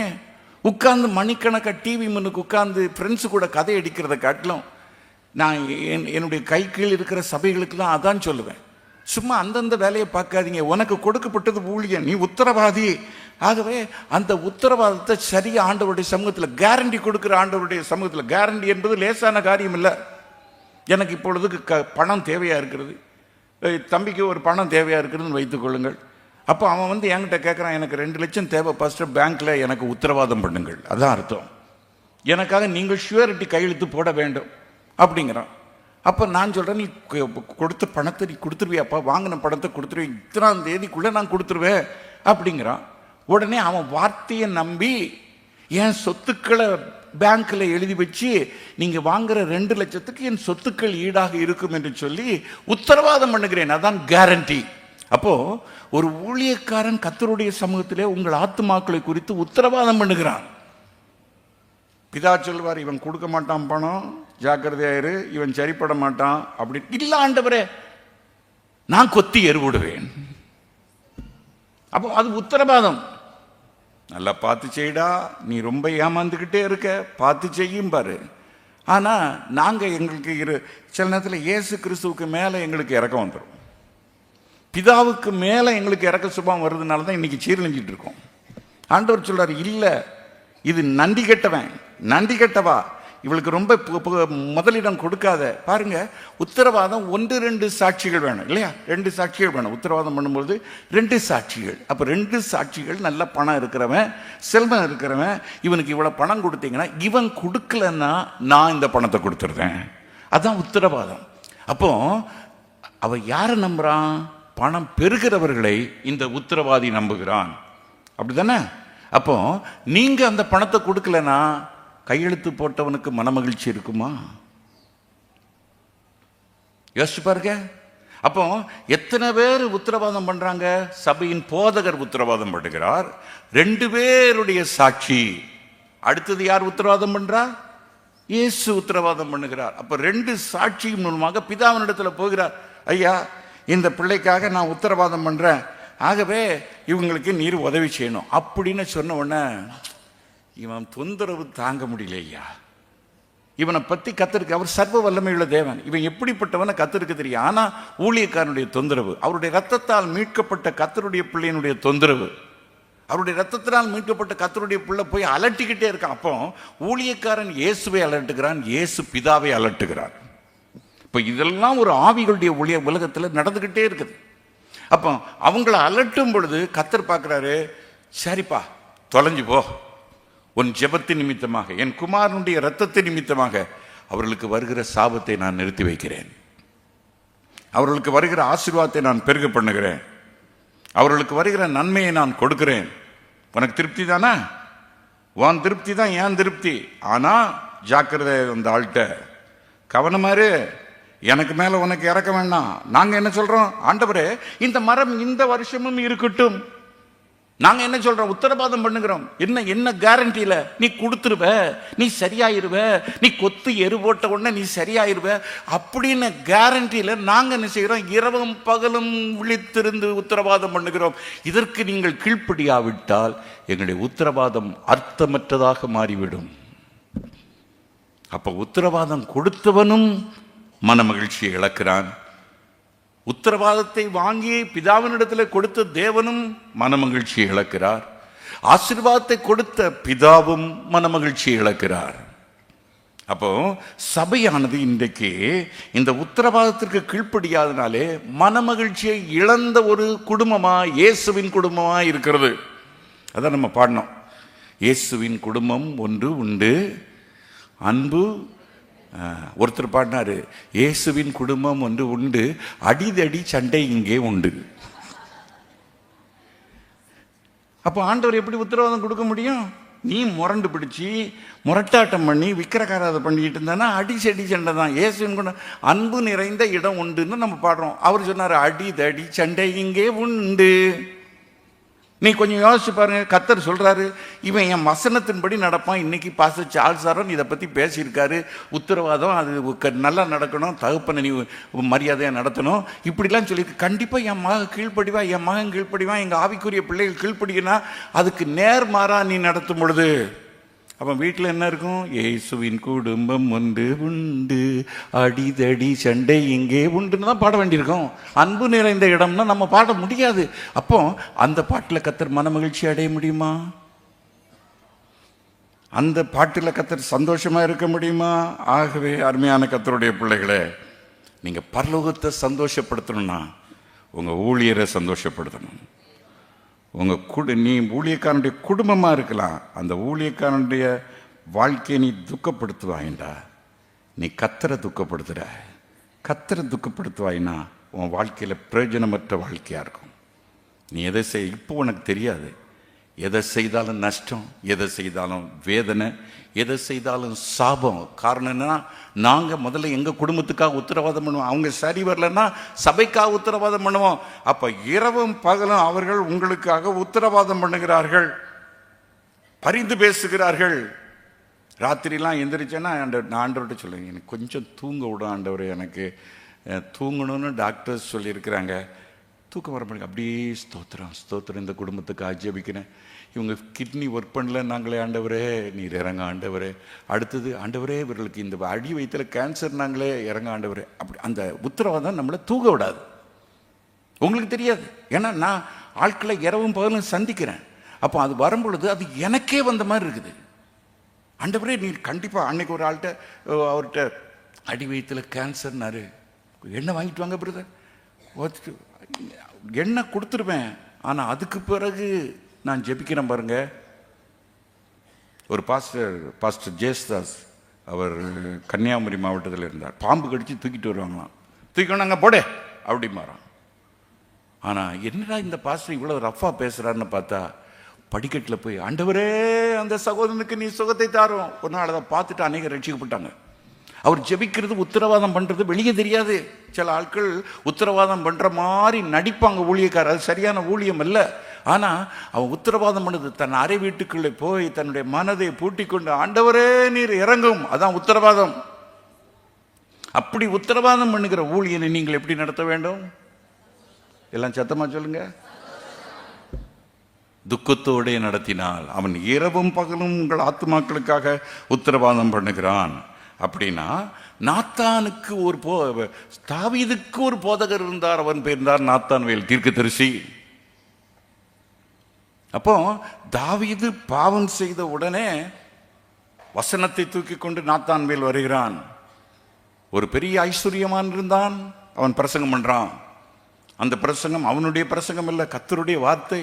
ஒரு பெரிய ஐஸ்வர்யவான் இருந்தான், அவனுக்கு எத்தனையோ ஆடு மாடுகள் இருந்தது. ஒரு நாளிலே அவன் வீட்டுக்கு ஒரு விருந்தினர் வந்தார். ஆனால் அந்த விருந்தினருக்கு தன்னிடத்தில் இருக்கிறதான ஆடு மாடை கொடுக்க மனதில்லாதபடிக்கு பக்கத்திலே ஒரு ஏழை மனிதன் இருந்தான். அவனுக்கு ஒரே ஒரு ஆடு இருந்தது. இது யார் சொல்ற வார்த்தை? கர்த்தர் சொல்ற வார்த்தை. அவனுக்கு ஒரே ஒரு ஆடு இருந்தது. ஆனால் இந்த ஐஸ்வர்யமான் இந்த தன்னிடத்தில் இருக்கிற ஆடுகளை சமைத்து கொடுக்காதபடி அந்த ஒரே ஒரு ஆடு எப்படி இருந்தான்? அவனுடைய மடியிலே ஒரு பிள்ளையை போல் இருந்தது. அந்த வார்த்தைகளை நீங்க அழுத்தி வாசிச்சு பார்த்தீங்கன்னா தெரியும். அந்த ஆடு அந்த ஏழை மனிதனுடைய மடியிலே ஒரு பிள்ளையை போல வளர்ந்தது. அதை அப்படி எக்ஸைட் பண்ணி சொல்றான் பாருங்க, வளர்ந்தது. ஆனால் அந்த ஐஸ்வர்யவான் அந்த ஏழை மனுஷனுடைய ஆட்டை எடுத்து வந்த விருந்தினர்களுக்கு சமையல் பண்ணி கொடுத்தான். யார் அந்த மனுஷன்? யார் அவன்? நீதான் அந்த மனுஷன், நீதான். கர்த்தர் சொன்ன உடனே உட்கார்ந்தான். ஆமா, உனக்கு எத்தனையோ ஆசீர்வாதங்களை நான் கொடுத்திருக்கிறேன், எத்தனையோ நன்மைகளை கொடுத்திருக்கிறேன். நீயோ அந்த ஏழை மனுஷன், ஒரு உரியாவனுடைய மனைவியை நீ வஞ்சித்து எடுத்து அவனையும் கொலை செய்தாய். ஆகவே இரத்தப்பழி உன் வீட்டை விட்டு விலகாது. உன் குடும்பத்திலே பட்டயம் தொடர்ந்து இருந்து கொண்டே இருக்கும். ஏனென்றால் முதலாவது ஊழியக்காரன் அதற்காக துக்கப்படுகிறான், அடுத்தது கர்த்தர் அதற்காக துக்கப்படுத்துகிறார். 2 பேர் உத்தரவாதம் பண்ணுகிறார்கள். அப்போ 2 பேர் பண்ணும் பொழுது ஊழியக்காரன் எப்படி வேதனையில சொல்றான். அப்ப நான் சில நேரத்தில் பண்ற பிரசங்கம் வேதனையா இருக்கும், எரிச்சல்ல பண்ணுவேன் சிலர்கிட்ட. போன வாரம்லாம் நான் பிரசங்கம் பண்ணும் பொழுது முடிஞ்ச பிறகு சிலர்கிட்ட கேட்டேன், ரொம்ப ஹார்டாக பேசினானோ? இல்லை, நீங்கள் ரொம்ப சாஃப்டாக தான் பேசுனீங்க. நான் பேசிதான் வேண்டி இருக்குது. அது என்னது? கர்த்தர் எனக்குள்ள இருந்து தன்னுடைய வைராக்கியத்தை வெளிப்படுத்துகிறார். அப்போ நான் அதை பேசிதான். அப்போ அதை நான் எப்படி பேசுகிறேன்? துக்கத்தோடு பேசுகிறேன். என்னதான் சொன்னாலும் சிலர் திருந்த மாட்டேங்காங்களே, துக்கத்தோடு பேசுகிறேன். அப்படி பேசும் பொழுது நாத்தான்வேல் ஒரு சாதாரண மனுஷன், ஒரு சாதாரண தீர்க்கதரிசி. உடனே அவன் சொல்றான், நான் பாவம் செய்தேன், நான் பாவம் செய்தேன். அந்த வார்த்தைக்கு அடங்குறான், அந்த வார்த்தைக்கு அவன் கீழ்ப்படுகிறான். பெரிய ராஜாதான், சமஸ்த இஸ்ரவேலுக்கும் ராஜாதான். ஆனால் அந்த வார்த்தைக்கு கீழ்ப்படிஞ்சானா என்ன? தன்னை தாழ்த்துகிறான். தாழ்மையுள்ளவர்களுக்கு கர்த்தர் கிருபை அளிக்கிறார். ஹல்லேலூயா, ஹல்லேலூயா. தன்னை தாழ்த்துகிறான், ஒடுக்கிறான். ஆண்டவரே, ரட்சணியத்தின் சந்தோஷத்தை எனக்கு நீ தாரும், உம்முடைய அபிஷேகத்தை என்னை விட்டு எடுத்துக்கொள்ளாதரும். நாத்தான் போயிட்டான், அழுதுகிட்டே போறான், இப்படி பண்ணிட்டானே அப்படின்னு. ஆனா இவன் உடலை சாப்பிடாம கொள்ளாம இருந்து தன்னை தாழ்த்தி அந்த வார்த்தைக்கு தன்னை அடக்கி கொடுத்தவன கர்த்தர் மன மகிழ்ச்சி அடைகிறார், கர்த்தர் சந்தோஷப்படுகிறார். அதே நேரத்தில் இன்னொரு மனுஷன் சவுல், சாமுவேல் வருகிறான். நீ ஜனங்களுக்கு நீ பலி செலுத்தினது என்ன என்று கேட்கும் பொழுது அவன் பல காரியங்களை சொல்லுகிறான். ஜனங்கள் என்னை கொல்ல பார்த்தாங்க, அப்படி இப்படிங்கிறான். அதெல்லாம் அந்த பேச்சை விடும். நீர் கர்த்தருடைய வார்த்தைக்கு விரோதமாய் கிரியை செய்தீர், நீர் கர்த்தருடைய வார்த்தை. அப்போ சவுலுக்கு ஒரு உத்தரவாதியை கர்த்தர் பூமியிலே கொடுத்திருந்தார். தாவீதுக்கு ஒரு நாத்தான் தீர்க்கதரிசியை பூமியிலே கர்த்தர் கொடுத்திருந்தார். சவுலுடைய உத்தரவாதி சாமுவேல், தாவீதுடைய உத்தரவாதி நாத்தான்வேல், உங்களுக்கு உத்தரவாதி சார்ல்ஸ் ஆரோன். ஆமென். இதை மனசுல ஆழமா பதிவு வச்சிருக்கீங்க. அப்போ உங்களுக்கு உத்தரவாதியாக இருந்து கர்த்தருடைய வார்த்தையை, அவருடைய நான் வார்த்தையை தான் பிரசங்கிக்கிறேன், வேற ஒன்றும் பிரசங்க எனக்குலாம் என்ன பிரசங்கம் வருங்க? எனக்கு ஒன்றும் வராது.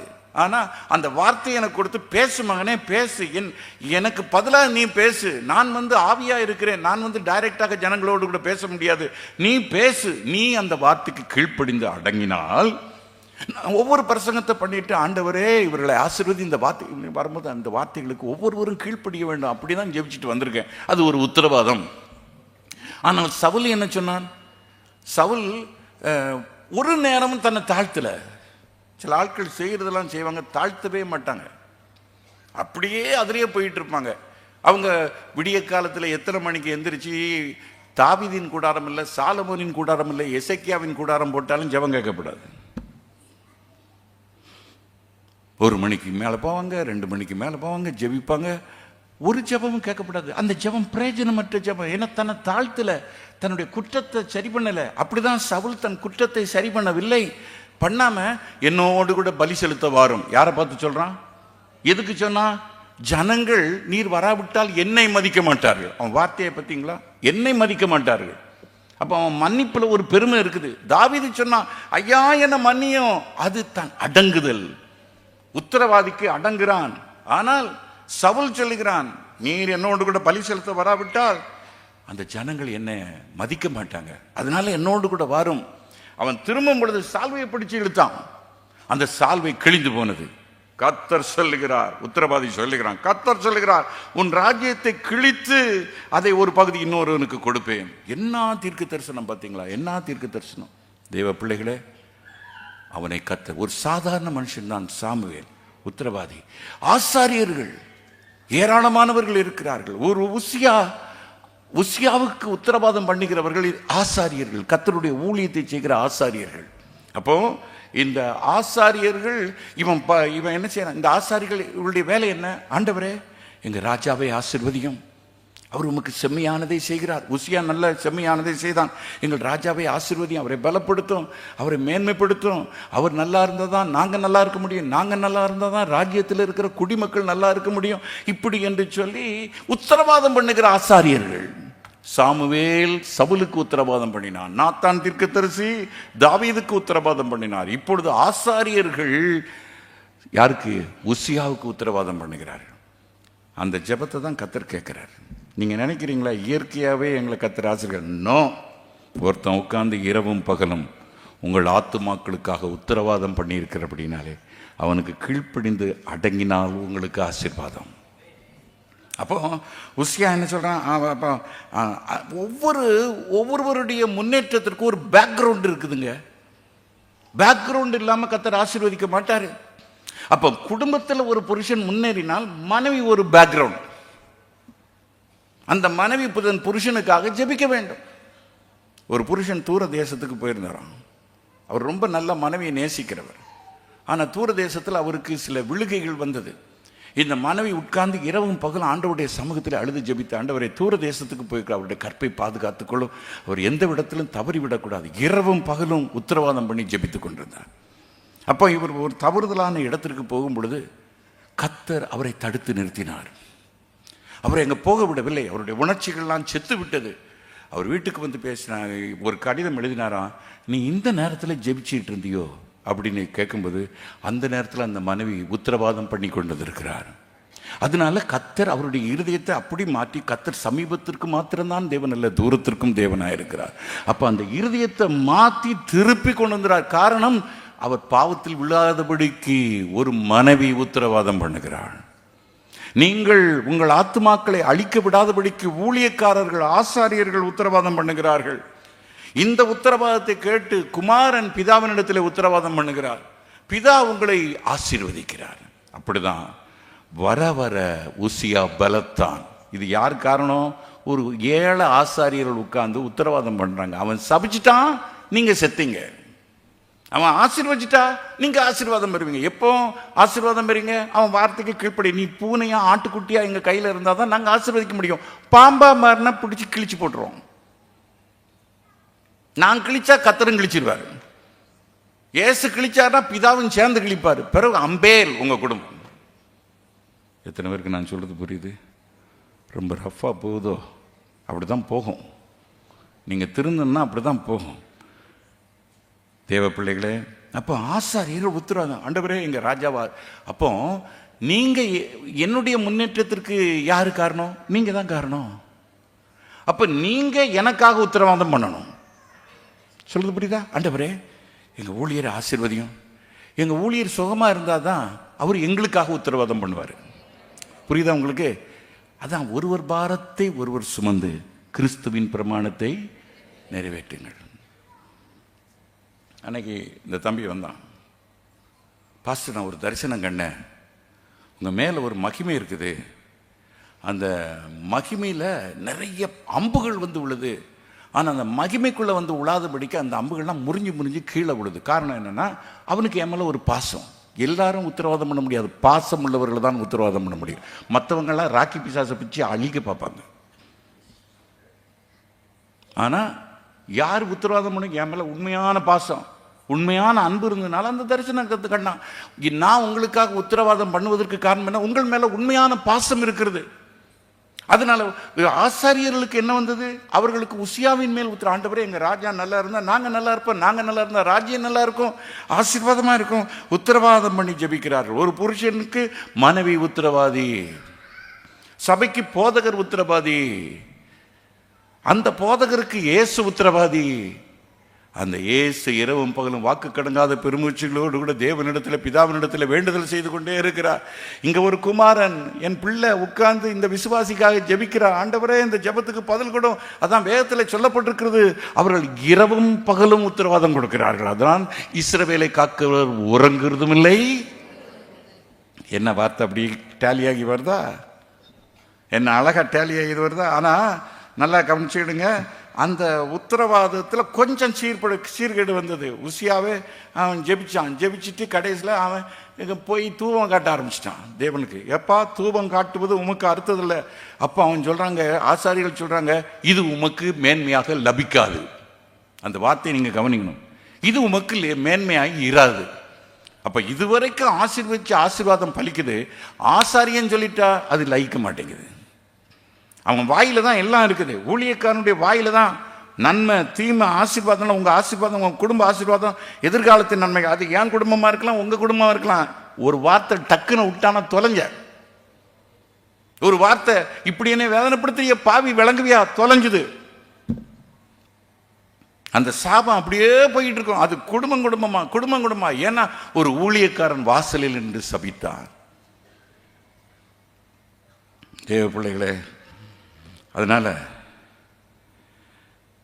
அந்த உத்தரவாதம் பண்ணுகிற ஊழியம், அதுக்கு ஒரு பேக்ரவுண்ட் இருக்குது. ஆனால் சிலருக்கு நாங்கள் உத்தரவாதம் பண்ண, உத்தரவாதம் எப்படி பண்ணுவோம்? நீதிமான்கள் செய்யும் ஊக்கமான ஜெபம். அந்த உத்தரவாதம் எப்படி இருக்கணும்? சிலருக்காக நாங்கள் ரொம்ப ஃபோர்ஸாக உத்தரவாதம், ஆண்டவரே அவரை ஆசீர்வாதி, அது மாப்பிள்ளை பெஞ்சில் உட்கார வச்சிருக்காருன்னு அர்த்தம். சபையில் எத்தனையோ ஒரு வருகிறார். அப்போ எங்களுடைய ஜெபம் எப்படி இருக்கும்? ஆகாயத்தில் சிலம்பம் பண்ணுவது போல இருக்கும். ஆகாயத்தில் சிலம்பம் பண்ணால் எப்படி இருக்கும்? தனியாக நின்று குதிச்சுட்டு இருப்போம். சிலம்பம் எங்கே பண்ணணும்? சத்துரு முன்னுக்கு இருக்கணும், அவன் கையிலையும் சிலம்பம் இருக்கணும், எங்கள் கையிலையும் சிலம்பம் இருக்கணும். சரியாக நாங்கள் அடிக்கிற அடி அந்த சிலம்பத்தை கீழே தள்ளுறோம். அதான் சரியான சிலம்பம். அப்போ சரியான ஊழியக்காரன் எப்படி சிலம்பம் பண்ணுறான்? போராடி. நீதிமான்கள் செய்யும் சாதாரண ஜெபம் இல்லை, ஊக்கமான ஜெபம். ஒரு எய்மோடு கூட, ஆண்டவரே உங்களுடைய ரத்தத்தால் கழுவப்பட்ட உங்களுடைய பிள்ளை அல்லவா, அந்த பிள்ளைக்கு இறங்கும் ஆண்டவரே, அந்த பிள்ளைக்கு வியாதி வந்து விட்டது, அந்த குடும்பம் சீரழிந்து கொண்டு இருக்கிறது, நீர் இறங்கும், கண்டிப்பா இறங்கணும். அதான் நித்தம் எமக்காய் பரிந்து பேசும் நள்ளீரவின் நண்பனே, நித்தம் எமக்காய் பரிந்து பேசும் நள்ளீரவின் நண்பனே, அன்பின் பிதா முன்னில் நின்று ஜெபித்திடும் அன்பர் ஜெபம் கேளுமே, அன்பின் பிதா முன்னில் நின்று ஜெபித்திடும் அந்த ஜெபம் கேளுமே. பாடுங்க. நித்தம் எமக்காய் பரிந்து பேசும் நள்ளீரவின் நண்பனே, நித்தம் எமக்காய் பரிந்து பேசும் நள்ளீரவின் நண்பனே, அன்பின் பிதா முன்னில் நின்று ஜெபித்திடும் அந்த ஜெபம் கேளுமே, அன்பின் பிதா முன்னில் நின்று ஜெபித்திடும் அந்த ஜெபம் கேளுமே. இரங்குமே என் இயேசுவே, இரக்கத்தின் ஐஸ்வர்யமே, பூமி கதறி ராவல் பகலுமே எங்கும் ஜெபம் கேளுமே, பூமி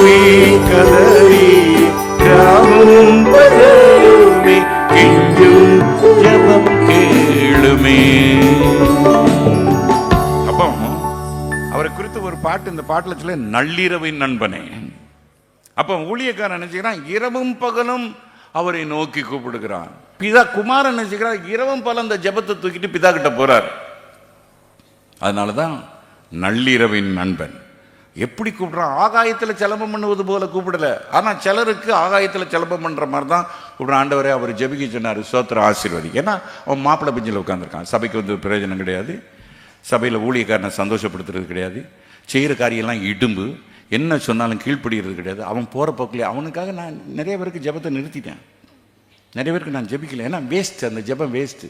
முந்திலாம் காலையில் இவங்களா உங்கள் கையில் ஒப்பு கொடுக்குறேன், உங்கள் கையில் கூப்பிடு, இப்படி ஜெபிச்சு பார்த்தேன், ஒன்றும் சரியாக வந்த பாடல. இப்போ பிசாசும் கையில் ஒப்பு கொடுத்துட்டேன். ஆனால் ஒரு சிலருக்காக ஊக்கமான ஜெபம், உத்தரவாதம் பண்ணி ஜெபிக்கிற ஜெபம். அப்படின்னா அந்த இரவு நேரத்தில் இரவு அப்போ அதான் வேதத்தில் சொல்லப்போ, நான் நித்திரை செய்தாலும் ஊழியக்காரனுடைய இதயம் என்ன செய்திருக்குது? விழிச்சிரு. இரவிலும் அவள் விளக்கு அணையாது இருக்கும், நீதிமொழிகளில் சொல்லப்பட்டிருக்கு. 2 மணிக்கு 1 மணிக்கு அப்படி. நான் இதெல்லாம் எங்கேருந்து கட்டுறேன்னா ஜீவானந்து கூட இருந்தேன். ராத்திரி 10:30 மணிக்கு மீட்டிங் முடிச்சுட்டு களைப்பாக வருவார். நாங்கள் உட்காந்துட்டு இருப்போம், அப்படியே அசந்து தூங்கிடுவோம். ஆனால் 2 மணிக்கு பார்த்தீங்கன்னா கட்டில் உட்காந்து, ஆண்டவரே இப்படியே ஜெயிப்பார். ஆண்டவரே அப்பா இன்னைக்கு பிரசங்கம் பண்ணியிருக்கேன்ப்பா, இந்த ஜனங்களெல்லாம் தொடும்பா. அப்போ நான் கண்ணை முழிச்சு பார்ப்பேன். அதுக்கு பிறகு நாங்கள் தூங்க முடியுமா? அவர் விளக்கு எரியும் பொழுது அந்த விளக்கில் நாங்கள் பற்ற வைத்துக் கொள்வோம். புரியுதா? எங்கள் விளக்கு எரியும் பொழுது எங்கள் விளக்கிலிருந்து நீங்கள் பற்ற வைத்துக் கொள்ள வேண்டும். அதான் வேதத்தில் சொல்லப்பட்டிருக்கிற நீதிமொழிகளின் புஸ்தகத்தில் 31வது அதிகாரம் 18வது வசனத்தில் சொல்லப்பட்டிருக்கிறது. வியாபாரம் பிரயோஜனம் உள்ளது என்று அறிந்திருக்கிறாள், இரவிலே அவள் விளக்கு அணையாது இருக்கும். இதை யாரை பத்தி சொல்லி இருக்கிறாரு? குணசாலியான ஸ்திரீ. அப்ப குணமற்ற மிருக குணமுள்ள மேய்ப்பர்களும் இருக்கிறார்கள். அப்படித்தானே? போன வாரம் அதான தியானிச்சோம். மிருக குணமுள்ள மேய்ப்பர்கள் தங்களையே மேய்க்கிறார்கள். அவர்கள் மந்தையை பற்றி கவலை, எவன் செத்தா என்ன, மந்தையின் பாலை எடுத்துக்கொள்கிறார்கள், மந்தையை அடிக்கிறார்கள். ஆனால் குணசாலியான ஸ்திரீ இரவிலே அவள் விளக்கு அணையாதிருக்கும். உத்தரவாதம் பண்ணுகிற ஜெபம், ராட்சாமத்திலே ஜெபிக்கிற ஜெபம். விளக்கு எப்போ அணையாமல் இருக்கும்? விளக்கில் எண்ணெய் இருக்கணும், அப்போ தான் அணையாது. என் விளக்கு அணையக்கூடாது அணையக்கூடாதுன்னு இப்படிலாம் ஷோ காட்டினா அணைஞ்சு போகும். அந்த விளக்கில் பரிசுத்தாவியின் எண்ணெய் நிறைஞ்சிருக்கணும். புத்தி இல்லாத கன்னிகளுடைய விளக்கில் எண்ணெய் குறைஞ்சிக்கிட்டே போச்சு. ஆனால் புத்தியுள்ள கன்னிகை அந்த விளக்கில் எண்ணெய் குறையாதபடி பார்த்து கொண்டார். அதுவள் யார்? குணசாலியான ஸ்திரீ. இரவும் பகலும் அந்த விளக்கு எரிந்து கொண்டே இருக்கும். ஸ்தோத்திரம். அப்படின்னா அந்த விளக்கு, அது என்ன விளக்கு? மகிழ்ச்சியின் விளக்கு, சந்தோஷத்தின் விளக்கு, பரிந்து பேசுகிற விளக்கு. அப்போ அந்த விளக்கு எரியும் பொழுது சில நேரத்தில் பாருங்க, பைபிள் ஸ்டடிக்கு வர்ற நேரம், கூட்டத்துக்கு வர்ற நேரம், பிசாசு நம்ம விளக்கை அணைக்க பார்க்கும், ஊழியக்காரனுடைய விளக்கை அணைக்க பார்க்கும். கரெக்டாக அந்த பைபிள் ஸ்டடி கூட ஒரு தம்பி வந்து சொன்னார், இன்னைக்கு பைபிள் ஸ்டடி இல்லை, அதனால தான் வேக்காடு வச்சிருக்கான் பிசாசு நேற்று. நீங்கள் நினைக்கிறீங்களா இந்த கூட்டத்தில் அதில் ஒரு பிரச்சனையை கொண்டு வருவான், பயங்கர பிரச்சனை. அவன் ஜெப விளக்கு அணைஞ்சு போகும் அந்த நேரத்தில். அப்போ நாங்கள் திணறி, ஆண்டவரே, அப்போ எங்க விளக்கு அணைஞ்சதுன்னா உங்க விளக்கெல்லாம் அணைஞ்சு போகும். புரியுதா? அதான் ஒரு நாள் ஒரு சகோதரி எங்க கிட்ட வந்து சொன்னாங்க, பாஸ்டர் நீங்க சபையில துக்கத்தோட பேசக்கூடாது, அந்த துக்கத்தின் ஆவி சபை முழுதும் இறங்கிரும். நாங்க அது உண்மை. அப்போ கர்த்தர் அந்த துக்கத்தோட சபையில கடைசி நேரம் வரைக்கும் அந்த விளக்கு, அதான் நெறிந்த நாணலை ஒடியாதவர் மங்கி எரியும் திரியை அணையார், புலம்பலை களிப்பாய் மாற்றுவார், விடுதலையின் தேவன் ஏசுபரன். பாடுவோம். நெறிந்த நாணலை ஒடியாதவர் மங்கி எரியும் திரியை அணையார், களிப்பாய் மாற்றுவார், விடுதலையின் தேவன் ஏசுபரன். நீரன் சொந்தம் நீரன் பக்கம் துன்ப வேளைகளில்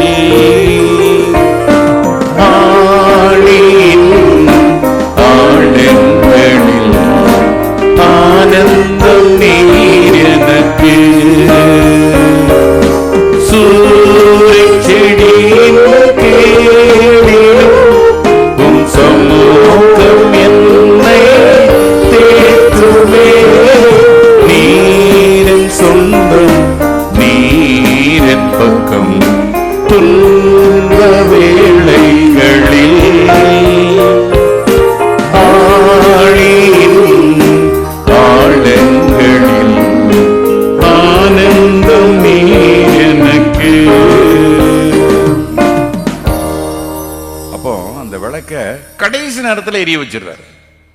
அதான் வேதத்தில் சொல்லப்பட்டிருக்கிறது, நீயோ என்னை கீழே விழத்தள்ளினாய், கர்த்தரோ என்னை எழுந்து நிமிர்ந்து நிற்க பண்ணினார். அப்போ பைபிள் ஸ்டடி தொடங்குற வரைக்கும், சண்டே கூட்டம் தொடங்குற வரைக்கும் அவன் விளக்கு நெறிஞ்ச நாணலை போல தான் இருக்கும் ஊழியக்காரன். ஏன்னா பலருக்காக வேண்டுதல் செய்து அவன் விளக்கே ஆடிக்கிட்டு இருக்குது, அவன் விளக்கே அணைய போகுது. துக்கம் அது ஒரு விளக்கு, அந்த விளக்கு நெறிஞ்சுக்கிட்டு இருக்குது, அணைய போகுது. அந்த நேரத்தில் கர்த்தர் சில படிப்பினைகளை கற்றுக் கொடுக்காரு. எப்பா, இந்த விளக்கு அணைவதற்கு காரணமாக இருக்கிறது இந்த நபர், ஜாக்கிரதையாரு. இவனை உள்ள வச்சேன்னா உனக்கே வேக்காடு வச்சிருவான், ஜாக்கிரதையாரு. அந்த நேரத்தில் தான் வெளிப்பாடு வருது. எப்போ வெளிப்பாடு வந்தது? ராக்காலத்திலே காரியம் வெளிப்பட்டது. நான் சொல்றது புரியுதா? எப்போ ராக்காலம்? தானியேல் ஜெபிச்சிட்டு இருக்கான், ராக்காலத்தில் ஜெபிச்சிட்டு இருக்கான். எல்லாரும் சாத்ராக் மேஷாக் ஆபேத்நேகோ தூங்கிட்டாங்க. ஆனால் தானியேல் உத்தரவாதம் பண்ணினான். நான் சொல்றேன் அந்த காரியம் என்னன்னு நான் சொல்றேன். உத்தரவாதம் பண்ணிட்டான். கர்த்தர் சொல்வாரா? ராத்திரி உட்கார்ந்து ஜெபிச்சிட்டு இருக்கிறான். ஆனா கர்த்தர் சொல்றாரு, ராக்காலத்திலே அதன் மறைபொருள் வெளிப்படுத்தப்பட்டது. அதே போல ராக்காலம் என்பது துக்கமான ஒரு சூழ்நிலை, வேதனை நிறைந்த ஒரு சூழ்நிலை. அது துக்கத்தின் உச்சக்கட்டத்திற்கு. அப்போ கூட்டத்தில் வர்ற கிளைமேக்ஸ். கர்த்தர் பேதுருவை எப்போ தூக்கினாரு? கீழே முங்கி ஐயரே நான் மணிந்து போகணும் தூக்கிட்டாரு, விளக்கு எரிய ஆரம்பிச்சது. அதே போல கூட்டத்துக்கு வர்ற வரைக்கும் ஊழியக்காரனுடைய விளக்கு ஆடிக்கிட்டு இருக்கும். ஆனால் அதுக்குள்ள நிறைய பாடத்தை கற்றுக் கொடுக்கிறாரு. ராக்காலத்திலே பொருளை கர்த்தர் விளக்கப்படுகிறார். அந்த பொருள் விளங்கின உடனே எங்கள் விளக்கு திடீர்னு எரிய ஆரம்பிச்சிருது. அப்போ நாங்கள் கூட்டத்தில் வரும்போது எப்படி வர்றோம்? சிரிச்ச முகத்தோடு வர்றோம், சந்தோஷத்தோடு வர்றோம். நீங்கள் வர்றவங்களே துக்கத்தோடு வந்து ஏன் துக்க விளக்கை நீங்கள் தூக்கிட்டு போனால் எப்படி இருக்கும்? அதனால கூட்டத்தில் ஊழியக்காரனை விளக்க அணைக்கவே விட மாட்டார். அவன் விளக்கை ஏற்றினோடனே நாங்கள் சந்தோஷமாக ஸ்தோத்திரம் பண்ணுங்க, துதிங்க அப்படின்னோடனே நீங்கள் அணைஞ்சு போகிற அந்த நெறிஞ்ச நாணலை போல இருக்கிற அந்த விளக்கை என் வார்த்தையில் கொண்டு வந்து வச்சு எரிய விட்டுருதீங்க. அதனால தான் தேவனுடைய ஆலயத்தில் அவர்களை மகிழ பண்ணுவேன். நீங்கள் தேவனுடைய ஆலயத்தில் வந்து துக்கமாக போகிறத கர்த்தர் விரும்புறது கிடையாது.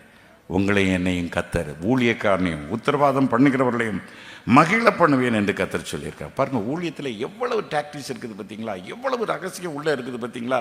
இன்னைக்கு அதெல்லாம் புரிஞ்சுக்கிடாத ஊழியக்காரங்க என்னமோ ஜன்னரில் அடிச்சுட்டு போகிறாங்க. இத்தனை ரகசியங்கள் ஊழியங்களுக்குள்ளே இருக்குது, வார்த்தைக்குள்ளே இருக்குது. அந்த ஒவ்வொரு வார்த்தையும் தியானிக்க தான் கர்த்தர் கொடுத்துக்கிட்டே இருப்பார். தியானிக்காதவங்களுக்கு கர்த்தர் கொடுக்கவே மாட்டார். அப்போ இப்போ நீங்கள் இங்கே வர்றீங்க, ஆனால் மாப்பிள்ளை பெஞ்சில் ஒரு 10 பேர் உட்கார்ந்துருப்பான். சபைக்கு வர்றதுல மாப்பிள்ளை பெஞ்சில் அவங்கள போக்காடா விட்டுறலாம், அதை பற்றி கவலைப்படாத. நீ ஏன் அவங்கள பொறுத்து பழம் பெருச்சாளி தான், கவலைப்படாத. புதுசாக வந்து விளக்கை எரிய வைக்கிறாங்களே அவங்களுக்காக நீ கவலைப்படு. அப்போ அவங்களும் இங்கே வருவாங்க, மாப்பிள்ளை பெஞ்சுக்காரங்களும் வருவாங்க, நீங்களும் இங்கே வருவீங்க. எப்படி? உத்தரவாதம், இரவும் பகலும் உத்தரவாதம் பண்ணுகிற கர்த்தருடைய பிள்ளைகளுக்கு கீழ்ப்படிந்து அடங்கி அந்த வசனத்துக்கு கீழ்ப்படிதல். இப்படி வரும்பொழுது இந்த வசனம் உங்களுக்கு பிரயோஜனமாக இருக்கும், அவங்களுக்கு பிரயோஜனமாக இருக்க மாட்டாது. சொல்றது புரியுதா? இந்த வார்த்தை உங்களுக்கு பிரயோஜனமாக இருக்கும், கீழ்ப்படுகிறவர்களுக்கு அது. ஆனால் கீழ்ப்படியாதவர்கள் என்ன செய்யாங்க? எப்போ தான் இவர் முடிக்க போகிறாரோ, வீட்டில் சோத்தில் சட்டியில் உப்பு போட்டேன்னா நம்ம தெரியலையே, வீட்டை பூட்டிட்டு வந்தேன்னு தெரியலையே, இந்த ஆள் உத்தரவாதம்னு இருக்காரு, எவன் செத்தா எனக்கு என்ன, யார் செத்தா எனக்கு என்ன, 5 ரூபா லாபம் என்ன, அப்படி துக்கத்தோடையே வந்து துக்கத்தோடையே போவாங்க. பிரசங்கத்துக்கு ரசிக்க மாட்டாங்க. ஏன்னா கீழ்ப்படிஞ்சவன் தான் ரசிப்பான். ஹல்லேலூயா. பிரயோஜனமாக இருக்கிறவன் தான் ரசிப்பான். இந்த இடத்துல எல்லாரும் நீங்கள் ரசிக்கிறீங்கன்னு நான் சொல்ல மாட்டேன். இந்த வார்த்தைக்கு நீங்கள் கீழ்ப்படிஞ்சா அதை ரசிப்பீங்க. அடடா என்ன தாட்ஸ்ப்பா, என்ன எங்கேருந்து தான் இவருக்கு இதெல்லாம் கிடைக்குதோ அதை ரசித்து இந்த வார்த்தைக்கு நான் கீழ்ப்படிக்குமே, இந்த வார்த்தை எனக்காக கொடுக்கப்பட்ட வார்த்தை, அதுக்கு கீழ்ப்படுகிறீங்க. அப்படின்னா அந்த வந்து மூஞ்ச தூக்கிட்டே போகிறான் பாருங்க, அவன் சத்துரு உனக்கு. நீ என்ன செய்கிற? ஒன்றை அவனுக்கு முன்னால் ஒரு பந்தியை ஆயத்தப்படுத்துறாரு. அதனால அவன் களை, நீயோ மணி. அதனால தான் ஆண்டவர் சொல்கிறாரு, ஆண்டவரே இது களைகள் வளர்ந்து நிலத்தை கெடுக்குதுன்னு சொல்லும் பொழுது ஆண்டவர் சொல்கிறார், களைகளோடு கூட மணிகளும் அழிஞ்சு போகக்கூடாது, அதனால களையும் கர்த்தர் வளர விடுறார். எங்க சபையில் மனதில் ஐயா அப்போ களைகளையும் கர்த்தர் சபையில் வளர விடுறார். எதற்கு? மணிகள் போய்விடக்கூடாது. அதனால உங்கள் கூட மாப்பிள்ளை பெஞ்சில் உள்ளவனும் உட்கார்ந்துருப்பான், அதை பற்றி கவலைப்படாதீங்க. அவனுக்காக நாங்கள் ஜெபிக்கிற ஜெபம் ஆகாயத்தில் சிலம்பம் ஆண்டவரே அவர் ஜெபிக்க சொல்கிறார், ஆசீர்வதிங்க ஸ்தோத்திரம் போமா. ஆனால் ஒரு சிலர் வராங்க, ஆண்டவரே நீர் இறங்கும். அது நீதிமான் செய்யும் ஊக்கமான ஜெபம். அவன் பிரயோஜனம் உள்ளவன், கர்த்தருடைய வார்த்தைக்கு சபைக்கு ஊழியனுக்கு மகிழ்ச்சி உண்டாக்குகிறவன், கர்த்தருக்கு மகிழ்ச்சி உண்டாக்குகிறவன், அவனுக்கு அது பிரயோஜனமா இருக்கும். ஆனால் மாப்பிள்ளை பெஞ்சில் இருக்கிறவன் சாதாரண ஜெபம். அப்போ அவனை மாப்பிள்ளை பெஞ்சில் உட்கார்ந்து உன்னை ஸ்டேஜில் ஏற்றி சத்துருக்களுக்கு முன்பாக உனக்கு ஒரு பந்தி ஆயத்தப்படுத்தி ஜெப வீட்டிலே உன்னை கர்த்தர் மகிழ பண்ணுகிறார். புரியுதா? எத்தனை பேருக்கு புரியுது? இப்போ பாருங்க, அப்போ சங்கீதத்தின் புஸ்தகத்தில் 64வது சங்கீதத்தில் 10வது வசனத்தில் சொல்லப்பட்டிருக்கிறது. வாசிங்க, 64வது சங்கீதம் 10வது வசனம். நீதிமான் கர்த்தருக்குள் மகிழ்ந்து. அப்போ நீங்களாம் வார்த்தைக்கு கீழ்ப்படுகிறவர்கள் யாரு? ஆபிரகாம் தேவனை விசுவாசித்தான். தேவனை விசுவாசிப்பது வார்த்தையை விசுவாசித்தான். அது அவனுக்கு எப்படி எண்ணப்பட்டது? நீதியாக. இதெல்லாம் உங்களுக்கு தெரிஞ்ச வசனம். அது அவனுக்கு நீதியாக எண்ணப்பட்டது. சரி, அப்போ நீதிமான் யாருக்குள்ள மகிழ்கிறான்? கர்த்தருக்குள்ளே மகிழ்கிறான். அப்போ அந்த நீதிமானின் வார்த்தையை கேட்கிறவர்களுக்கு இன்னொரு பெயர் செம்மையானவர்கள். வாசிங்க அந்த வசனத்தை வாசிங்க. நீதிமான் கர்த்தருக்குள் மகிழ்ந்து அவரை நம்புவான். அவரை நம்புவான். அப்போ நீதிமான்கள் செய்யும் ஊக்கமான ஜெபம். அவன் உத்தரவாதி, அவன் நம்புறான். அந்த நம்பிக்கையை விசுவாசிகளுக்கு போதிக்கிறான். அப்போ உங்களுக்குள்ள கர்த்தரை பற்றிய விசுவாசம் கூடுகிறது. அப்போ நான் சொல்றேன், ஸ்தோத்திரம் பண்ணி அந்த விசுவாசத்தில் பெருகுங்க பெருகுங்க பெருங்க. அப்போ நீங்க ஸ்தோத்திரத்தோடு கூட விசுவாசித்து பெருகும் பொழுது செம்மையானவர்கள். அடுத்த வசனத்தை வாசிக்க. செம்மையான இருதயம் உள்ளவர்கள் யாவரும் மேன்மை பாராட்டுவார்கள். மேன்மை. அப்போ உனக்கு வருவது என்னது? சபைக்கு வர்றவங்க ஒருத்தர் மாப்பிள்ளை பெஞ்சு, இன்னொருத்தருக்கு என்ன வருது? மேன்மை வருது. ரெண்டு கூட்டம் இருக்குது சபைக்குள்ள. குணசாலியான ஸ்திரியும் இருக்கிறா, குணமற்ற குணக்கேடியும் இருக்கிறா. அப்போ அவர்கள் மேன்மை பாராட்டுவார்கள். மேன்மை எப்போ வருதும்? நன்மை செய்தால் உனக்கு மேன்மை இல்லை. சில ஆட்கள் சொல்லுவாங்க, நீங்கள் எல்லாத்தையும் போட்டு தாக்கலம்மா, நீ நன்மை செஞ்சால் உன்னை தூக்க தான் போகிறேன், நீ நன்மை செய்யாமல் என்னை தொந்தரவுப்படுத்திக்கிட்டே இருந்தால் உன்னை தூக்கி என் அழகு கண்ணு உன்ன மாதிரி பிள்ளை யாருமே கிடையாதுன்னு சொல்ல முடியுமா? பொய் பொய். எனக்கு அப்படி சொல்ல வராது. அது யாராக இருந்தாலும் சரி, நீங்களாலும் சரி, யாராக இருந்தாலும் சரி, சொல்லவே மாட்டேன். நீ நன்மை செஞ்சால் உன்னை மேன்மைப்படுத்துவேன். அதே மாதிரி தான் கர்த்தருடைய டைப்பும். ஆக வேதத்தில் நாம் பார்க்கிறோம், நன்மை செய்தால் உனக்கு மேன்மை இல்லையோ. அப்போ அவர்கள் இந்த வார்த்தையை கேட்டு கேட்டு செம்மையானவர்களாய் மாறுகிறார்கள். நீங்கள் அந்த வார்த்தையை கேட்டு எப்படி மாறி இருக்கீங்க? கீழ்ப்படிஞ்சிருக்கீங்க. கர்த்தருடைய வார்த்தைக்கு என்ன செஞ்சிருக்கீங்க? அடங்கி இருக்கிறீங்க. இப்போ கீழே அதாவது வசனத்தை வாசிங்க. செம்மையானவர்கள், செம்மையான இருதயம் உள்ளவர்கள் யாவரும் மேன்மை பாராட்டுவார்கள். செம்மையான இருதயம் யாவரும் மேன்மை பாராட்டுவார்கள். இந்த மேன்மை யாரால் வந்தது? கர்த்தரால் வந்தது. அப்போ குடும்பத்தில் ஆசீர்வாதம் எல்லாம். அப்போ அந்த இருதயத்தில், உங்களுடைய இருதயத்தில் மகிழ்ச்சி வந்தது. நீங்கள் உங்கள் குடும்பத்தை பார்த்தீங்கன்னா அவங்க உங்களை மகிழ்ச்சி அடைய செய்ய மாட்டாங்க. பக்கத்தில் உட்கார்ந்துருக்காங்களே அவங்க உங்களை மகிழ்ச்சி அடைய செய்ய மாட்டாங்க. ஊழியக்காரன் என் குடும்பம் என்னை மகிழ்ச்சி அடைய செய்கிறது கிடையாது. ஆனால் அந்த மகிழ்ச்சியை விட்டுறக்கூடாது, அந்த உத்தரவாதி விட்டுறக்கூடாது. அதான் வேதத்தில் நீதிமொழிகளின் புஸ்தகத்தில் 14வது அதிகாரம் 10வது வசனத்தில் சொல்லப்பட்டிருக்கு. வாசிங்க, நீதிமொழிகள் 14:10 வாசிங்க. இருதயத்தின் கசப்பு இருதயத்திற்கே தெரியும். அப்போ ஒவ்வொருத்தர் என்னென்ன கசப்பு உண்டாக்குறாங்கன்னு நம்ம இருதயத்துக்கு தெரியும். ஆமென். ஆனால் அந்த கசப்பு வளரக்கூடாது. அப்போ கீழே வாசிங்க. இருதயத்தின் கசப்பு இருதயத்திற்கே தெரியும், அதன் மகிழ்ச்சிக்கு அந்நியன் உடந்தையாகான். அதன் மகிழ்ச்சிக்கு. அப்போ நீ கர்த்தரை மகிமைப்படுத்தி மகிழ்ச்சி அடைய வைப்பது, அதை வேற யாராலும் செய்ய முடியாது, அதுக்கு நீ தான் செய்யணும். அதான் பரிசுத்த பவுல் சொல்றான், எத்தனையோ கட்டுகள் வந்தது, எத்தனையோ வியாகுலங்கள் வந்தது, ஆனால் கிறிஸ்துவின் அன்பை விட்டு என்னை பிரிப்பமார். கிறிஸ்துவுக்குள் மகிழ்ச்சி, அதற்கு அந்நியன் உடந்தையாகான். நீங்கள் சொல்லுவீங்க, இன்னாரால தான் நான் விழுந்தேன், இன்னார் தான் என்னை விழ வச்சுட்டாங்க, நான் நல்லா தான் இருந்தேன் ஆவிக்குரிய ஜீவியத்தில், ஆனால் இன்னார் என்னை விழ வச்சுட்டாங்க, என் சந்தோஷத்தை கெடுத்து விட்டாங்க. வேதம் சொல்லுகிறது, அந்நியன் அதற்கு உடந்தையாகான். யாராலையும் நீ விழ முடியாது. நீ நினைச்சு விழுந்த, நீயா போய் படுகொலியில் விழுந்த, அதுக்கு நீ அப்போ என்றைக்கு மற்றவர்கள் உன் சந்தோஷத்தை கெடுக்கிறார்களோ அவர்கள் எல்லாரும் அந்நியர்கள். அந்த சந்தோஷத்துக்கு பாருங்க, புதன்கிழமை பைபிள் ஸ்டடிக்கு வரும்போது அந்நியன் என் சந்தோஷத்தை கெடுக்க பார்த்தான், ஆனால் கர்த்தரை என்னை எழுப்பி நிற்க பண்ணி, இப்போ நம்ம என் சந்தோஷத்தை கெடுக்க அந்த அந்நியனாலே முடியாது. அந்நியர்கள் என்ன செய்கிறார்கள்? நம்முடைய பலத்தை தின்னுகிறார்கள். அப்படித்தானே? அந்த பலத்தை தின்ன விட்டுட்டேன்னா, ஊழியம் விட்டு அந்த பலத்தை தின்ன விட்டுட்டேன்னா, கர்த்தரோடு கூட உள்ள ஐக்கியம் விட்டு, உன் ஜெபம் விட்டு, எல்லாம் விட்டு உன் விளக்கு அணைஞ்சு போகும். அதனால தான் தாவீதின் கூடாரம், Bible study, Sunday morning meeting, Sunday evening meeting ஏன் வைக்கிறோம்? உன் விளக்கை பற்ற வச்சுக்கிட்டே இருக்கிறோம். சந்தோஷத்தின் விளக்கு, சமாதானத்தின் விளக்கு, ஜெப விளக்கு, துதியின் விளக்கு, ஆராதனையின் விளக்கு, வேத தியானம் என்கிறதான விளக்கு, பரிசுத்தத்தின் விளக்கு. இந்த விளக்கெல்லாம் உனக்குள்ள ஊழியக்காரன் பற்ற வைத்து கொண்டே இருக்கிறான். ஆகவே தான் வேதம் சொல்லுகிறது, சபை கூடுதலை சிலர் விட்டு விடுவதுல விட்டு விடாதபடிக்கு ஒருவருக்கொருவர் என்ன சொல்லுங்க, ஒத்தி சொல்லுங்க. சபையை நடத்துகிற ஊழியக்காரன் உங்களுக்கு, உங்களுடைய ஆத்மாக்களுக்காக உத்தரவாதம் பண்ணுகிறவர். உத்தரவாதி எத்தனை பேர் இருக்காங்க? 3 பேர். 3 பேர் இல்லை, நான் ஒன்று, இயேசு கிறிஸ்து ஒன்று, அடுத்து அந்த உத்தரவாதி கொண்டு போய் அந்த ஜெபத்தை அங்கே கொடுக்குறாரு. அப்போ நீங்கள் ஆசீர்வதிக்கப்படுறீங்க. ஹல்லேலூயா. அப்போ உத்தரவாதம் பண்ணுற, கேரண்டி கொடுக்குற அந்த ஊழியக்காரனுக்கு நீங்கள் உண்மையாக இருக்கணும். ஹல்லேலூயா. அப்போ நான் கொடுத்துருவேன் அப்படின்னு சொல்லிட்டு நீ கொடுக்காம, கடனை கொடுக்காம போனால், நான் உங்கள் கடனை நான் சந்தோஷமாகவா கொடுக்க முடியும்? பாவி, வாங்கிட்டு போ, நான் திருட்டுப்பேன், விளங்குவேளா, இப்படி பண்ணிட்டாலே, இவ்வளோ ஜெபிச்சு இப்படி பண்ணிவிட்டாலே, நான் உங்களை திட்டுவேன். அந்த ஜெபம் உங்களுக்கு பிரயோஜனமாக இருக்க மாட்டாது. எல்லாரும் எழுந்திரிச்சு.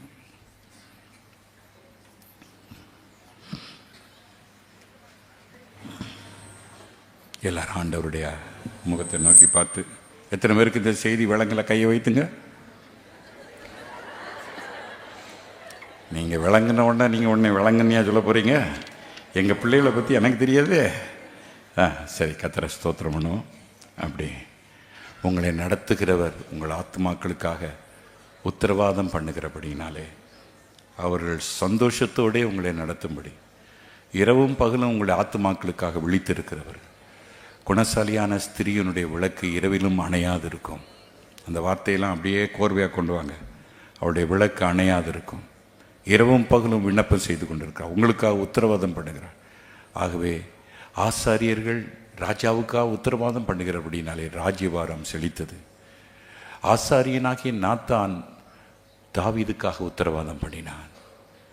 ஆசாரியனாகிய சாமுவேல் சவுலுக்காக உத்தரவாதம் பண்ணினான். கோடம்பாக்கம் திருச்சபையை சேர்ந்த உங்களுக்காக ஒரு சார்ல்ஸ் ஆரோன் இரவும் பகலும் உத்தரவாதம் பண்ணி கொண்டிருக்கு. என் ஜெபத்தை கேட்டு இயேசு உத்தரவாதம் பண்ணுகிறார். இயேசு உத்தரவாதம் பண்ணும் பொழுது பிதா தன்னுடைய ஆசீர்வாதத்தை தாமதப்படுத்துவதில்லை. ஒருவேளை தாமதிக்கக்கூடியதான சூழ்நிலைகள் வந்தாலும் தாமதப்படுத்துவதில்லை. அந்த ஆசீர்வாதங்களை கர்த்தர் கொடுத்து கொண்டே இருக்கிறார். நீங்கள் நான் கொடுக்குற கேரண்டியை அற்பமாக எண்ணாதபடிக்கு அந்த உத்தரவாதத்தை நிறைவேற்றுங்க. உங்கள் வாழ்க்கை முன்னேறணும், அது நின்று போகக்கூடாது. அந்த உத்தரவாதத்தை நிறைவேற்றுகிற கர்த்தருடைய பிள்ளைகளாக இருங்க. அப்படியே இந்த செய்தியை தியானித்தவர்களாக கர்த்தருடைய சமூகத்தை நோக்கி பார்ப்போம்.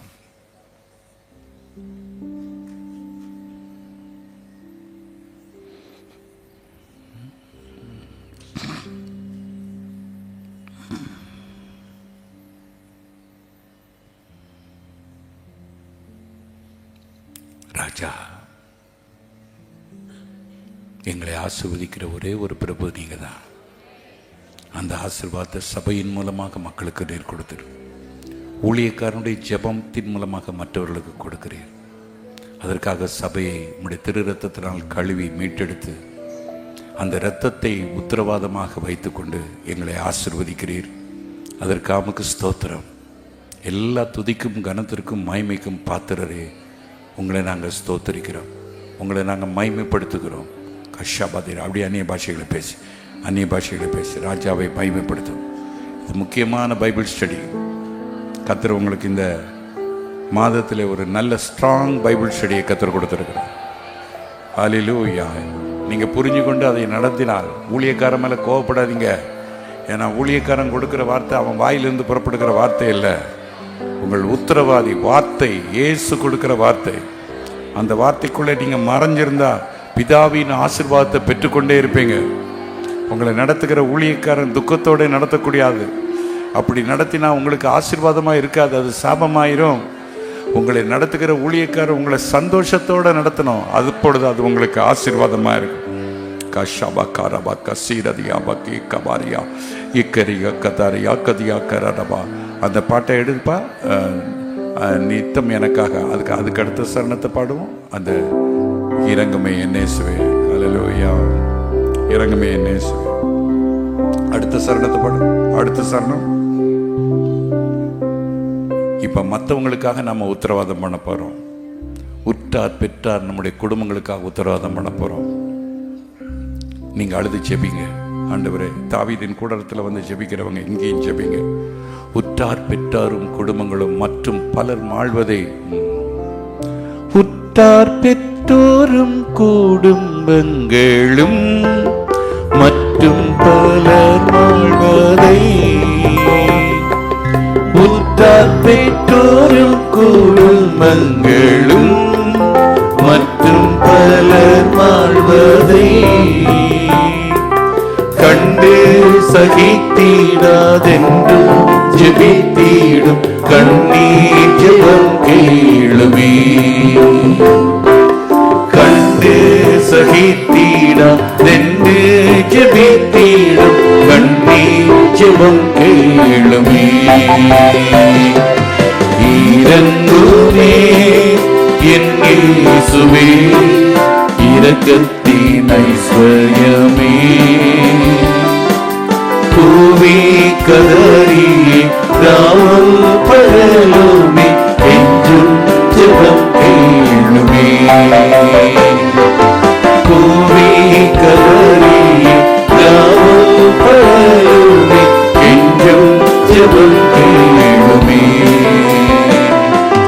அன்று நீவே அழிவை கண்டே அன்பே இறங்கி நீரே.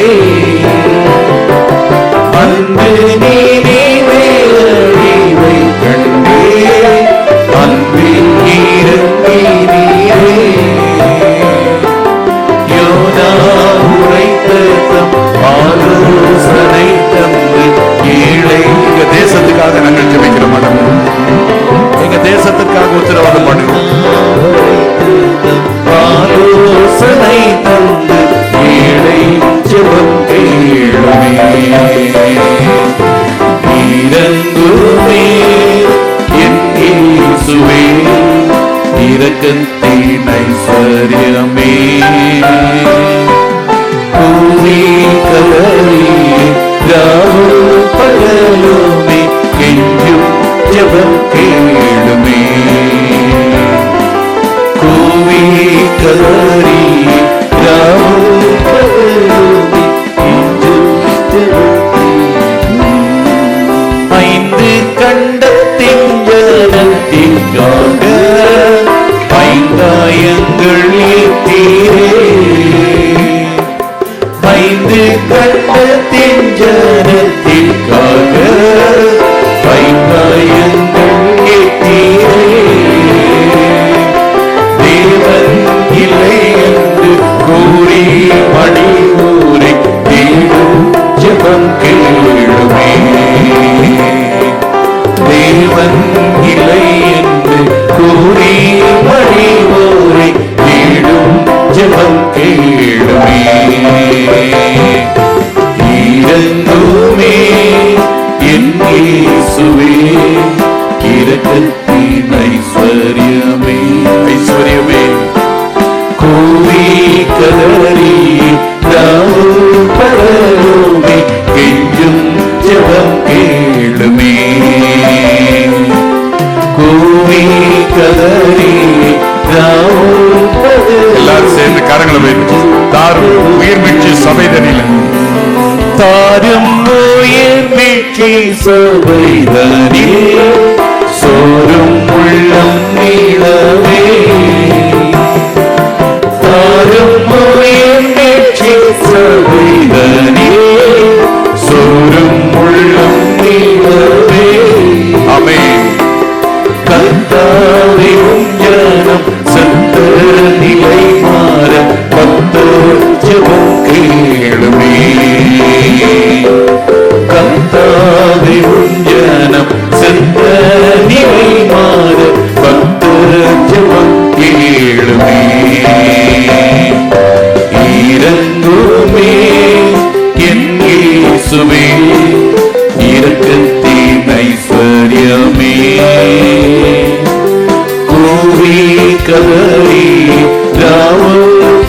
பகலுமே கெஞ்சும் ஜெபம் கேளுமே.